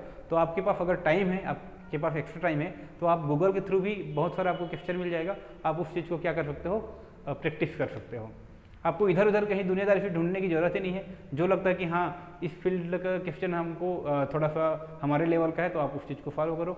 और एकदम बेसिक लेवल, इजी लेवल में मत जाइएगा, जितना हो ज़्यादा से ज़्यादा हो सके थोड़ा सा टफ लेवल के क्वेश्चन को आप फॉलो अप करिएगा गूगल में जाके, तो आपके लिए ज़्यादा बेनिफिशियरी रहेगा। जो हम यहाँ तक पढ़ाएं वहाँ से भी आपको एबव लेवल का क्वेश्चन मिलता है, तो उस चीज़ को फॉलो करो तो ज़्यादा और बेटर रहेगा, ठीक है। तो आप सिंपल सा गूगल से भी कर सकते हो। अगर ये एटॉमिक स्ट्रक्चर पीरियडिसिटी की बात है तो आप चाहो तो सिंपल सा 11th-12th का बुक, 11th की बुक में भी आप कुछ क्वेश्चन आपको मिल जाएंगे, वो उस चीज़ को आप प्रैक्टिस कर सकते हो, सफिशिएंट रहेगा आपके लिए। अगर उतना जो भी आपको उसमें एमसीक्यू क्वेश्चन दिया हुआ है, अगर उतना आप अपने जो वीडियो देखें वहाँ से कर सकते हैं, अगर कर लिया तो डेफिनेटली मैं बोल सकता हूँ कि एटॉमिक स्ट्रक्चर से जो भी क्वेश्चन आए आपका वो छूटेगा ही नहीं एग्जाम में, ठीक है। और एक चीज़ और बता दूं, प्रैक्टिस करने के टाइम आपको विशेष ध्यान ये देना है कि आपने जो कंसेप्ट पढ़ा है उसको जब प्रैक्टिस कर रहे हैं तो फिर से आप एक बार ये फार्मूला याद नहीं आ रहा है, पेज पलटा के देख लिए, फिर से बढ़ते गए आगे, ये फार्मूला याद नहीं आ रहा है, ये पेज पलटा के देख लिए, तो ऐसा करोगे तो आपको वो चीज़ें मिलेंगी ही नहीं। आप उस चीज़ को जब भी प्रैक्टिस करते हैं तो जो इतना आपने पढ़ा है उसको बंद करके रख दीजिए, आप सिर्फ क्वेश्चन को ही अटेम्प्ट करिए, आपको पता चलेगा कि हाँ कौन सा क्वेश्चन, कौन सा कंसेप्ट आपको माइंड में रिकॉल नहीं हो रहा है, कौन सा फार्मूला आपको याद नहीं आ रहा है, तो आप उस चीज़ को फिर से दोबारा प्रैक्टिस करिए। और एट ए टाइम जो क्वेश्चन फॉलो करते हैं उस टाइम आप कदापि अपना क्वेश्चन या फिर जो भी अपना जो नोट्स है उसको पलटा के मत देखिए, वो आपको कहीं ना कहीं कमज़ोर कर देगा। प्रैक्टिस करने के टाइम कभी भी आप फार्मूला या कभी भी आप वैल्यू को न देखें, अपने माइंड में रखें और माइंड में जो भी याद आता है उसी चीज़ के सहारे आप आगे बढ़ें, ठीक है। और आप क्या करोगे कि सहारा लोगे किसी चीज़ का तो वो आपको वो हमेशा अपंग ही रखेगा, ठीक है। जैसे कि कोई चलने वाला इंसान है जिसके पैर कमज़ोर है, अगर वो सहारा लेगा तो कभी भी अपने पैर से नहीं चल पाएगा, एक कदम भी नहीं चल पाएगा। अगर वो सहारा छोड़ दे तो हिम्मत करे तो कम से कम 2 कदम तो चल सकता है, अपने वो अधूरे पैर के सहारे ही क्या कर सकता है, 2 कदम चल सकता है। 2 कदम चलेगा तो उसको और हिम्मत आएगा कि हाँ मैं और चल सकता हूँ। तो इस तरीके से आप क्या करो कि सहारा लेना कम करो। आपने जितना वीडियो देखा है, जो भी आपने नोट्स बनाया है उस नोट्स को सटीक है, आपको अगर लगता है कि हाँ सर यहाँ पर कुछ इस वीडियो में कुछ प्रॉब्लम है, इस वीडियो में आपने कुछ गलत बता दिया, यहाँ से हमको जो चीज़ बताया वो थोड़ा सा कॉन्फ्लिक्ट कर रहा है, उस चीज़ को आप ग्रुप के माध्यम से एडमिनिस्ट्रेशन को बता दीजिए, सिंपल से एक कागज़ में लिख के ग्रुप में डाल दीजिए, उस चीज़ को हम आपको क्लियर करा देंगे। तो जो भी आप, अगर आपको वीडियो में दिक्कत है तो उस चीज़ को आप डेफिनेटली बोल सकते हैं, बेहिचक बोल सकते हैं। अगर दिक्कत नहीं है तो उस चीज़ को आप एकदम स्ट्रिक्टली फॉलो करिए, ठीक है। अगर कहीं पर भी आपको कुछ लगता है तो वो डाउट हम क्लियर कराएंगे आपको। अगर आप संतुष्ट नहीं होते हैं तो संतुष्टि कराना हमारा है नॉलेज के पर्पज से और जो कॉन्सेप्ट है उसके पर्पज से, और बाकी प्रैक्टिस आपको करना ही पड़ेगा। बिना प्रैक्टिस के आपको आप कितना भी पढ़े रहो थ्योरेटिकल, आप उस चीज़ को अप्लाई नहीं कर पाओगे तो कोई मतलब नहीं है। यहाँ पर आपका डायरेक्ट क्वेश्चन बहुत ही कम आएगा। जैसे मैं सिर्फ 2 ही क्वेश्चन डायरेक्ट था, पहला और दूसरा, उसके बाद कोई सा भी क्वेश्चन डायरेक्ट नहीं है। जहाँ तक थोड़ा सा आपको लॉजिक लगाना ही पड़ेगा कॉन्सेप्ट के बेस पे। तो इस तरीके से आप करिए और आपको प्रैक्टिस करना पड़ेगा। एटॉमिक स्ट्रक्चर का जितना वीडियो है आप पहले देख लो, नोट्स बना लो, फिर से एक बार सॉल्व करो, उसके बाद फिर से हम नया शीट आपको प्रोवाइड कर देंगे इससे रिलेटेड, और उसको भी देखेंगे, और यहाँ पर जो भी पीरियोडिसिटी का बचा हुआ है उस चीज़ को भी देखेंगे, ठीक है। और देखिए आपके पास टाइम बहुत कम है। मई के फर्स्ट वीक में आप लोगों का एग्जाम होगा, तो मार्च और अप्रैल 2 महीना आपको जम के तैयारी करना है। आप देख रहे हैं कि व्यापम ने किस टाइप के, व्यापम भी आपको किस लेवल पर जाके क्वेश्चन कर रहा है। पीसी का तो आप देख ही रहे हैं कि जितना ज़्यादा टफ से टफ हो सके वो क्वेश्चन देने की कोशिश कर रहा है, ठीक है ना।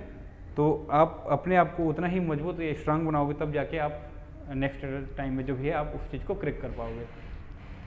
तो प्रैक्टिस और जो भी हम आपको वीडियो दे रहे हैं उसको बिल्कुल फ्रिक्वेंटली टाइम टू टाइम आपको तैयार करना ही है, ठीक है।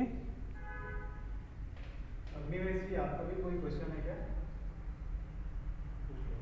अग्निवेश जी, कोई क्वेश्चन है क्या आपका? जी नहीं, ठीक है। आपको समझ में आ रही जो चीज़ें यहाँ पर बताया जा रहा है, जो प्रैक्टिस चीज शीट आपको दिया गया है, उसमें कोई कुछ कॉन्फ्लिक्ट हो रहा है क्या?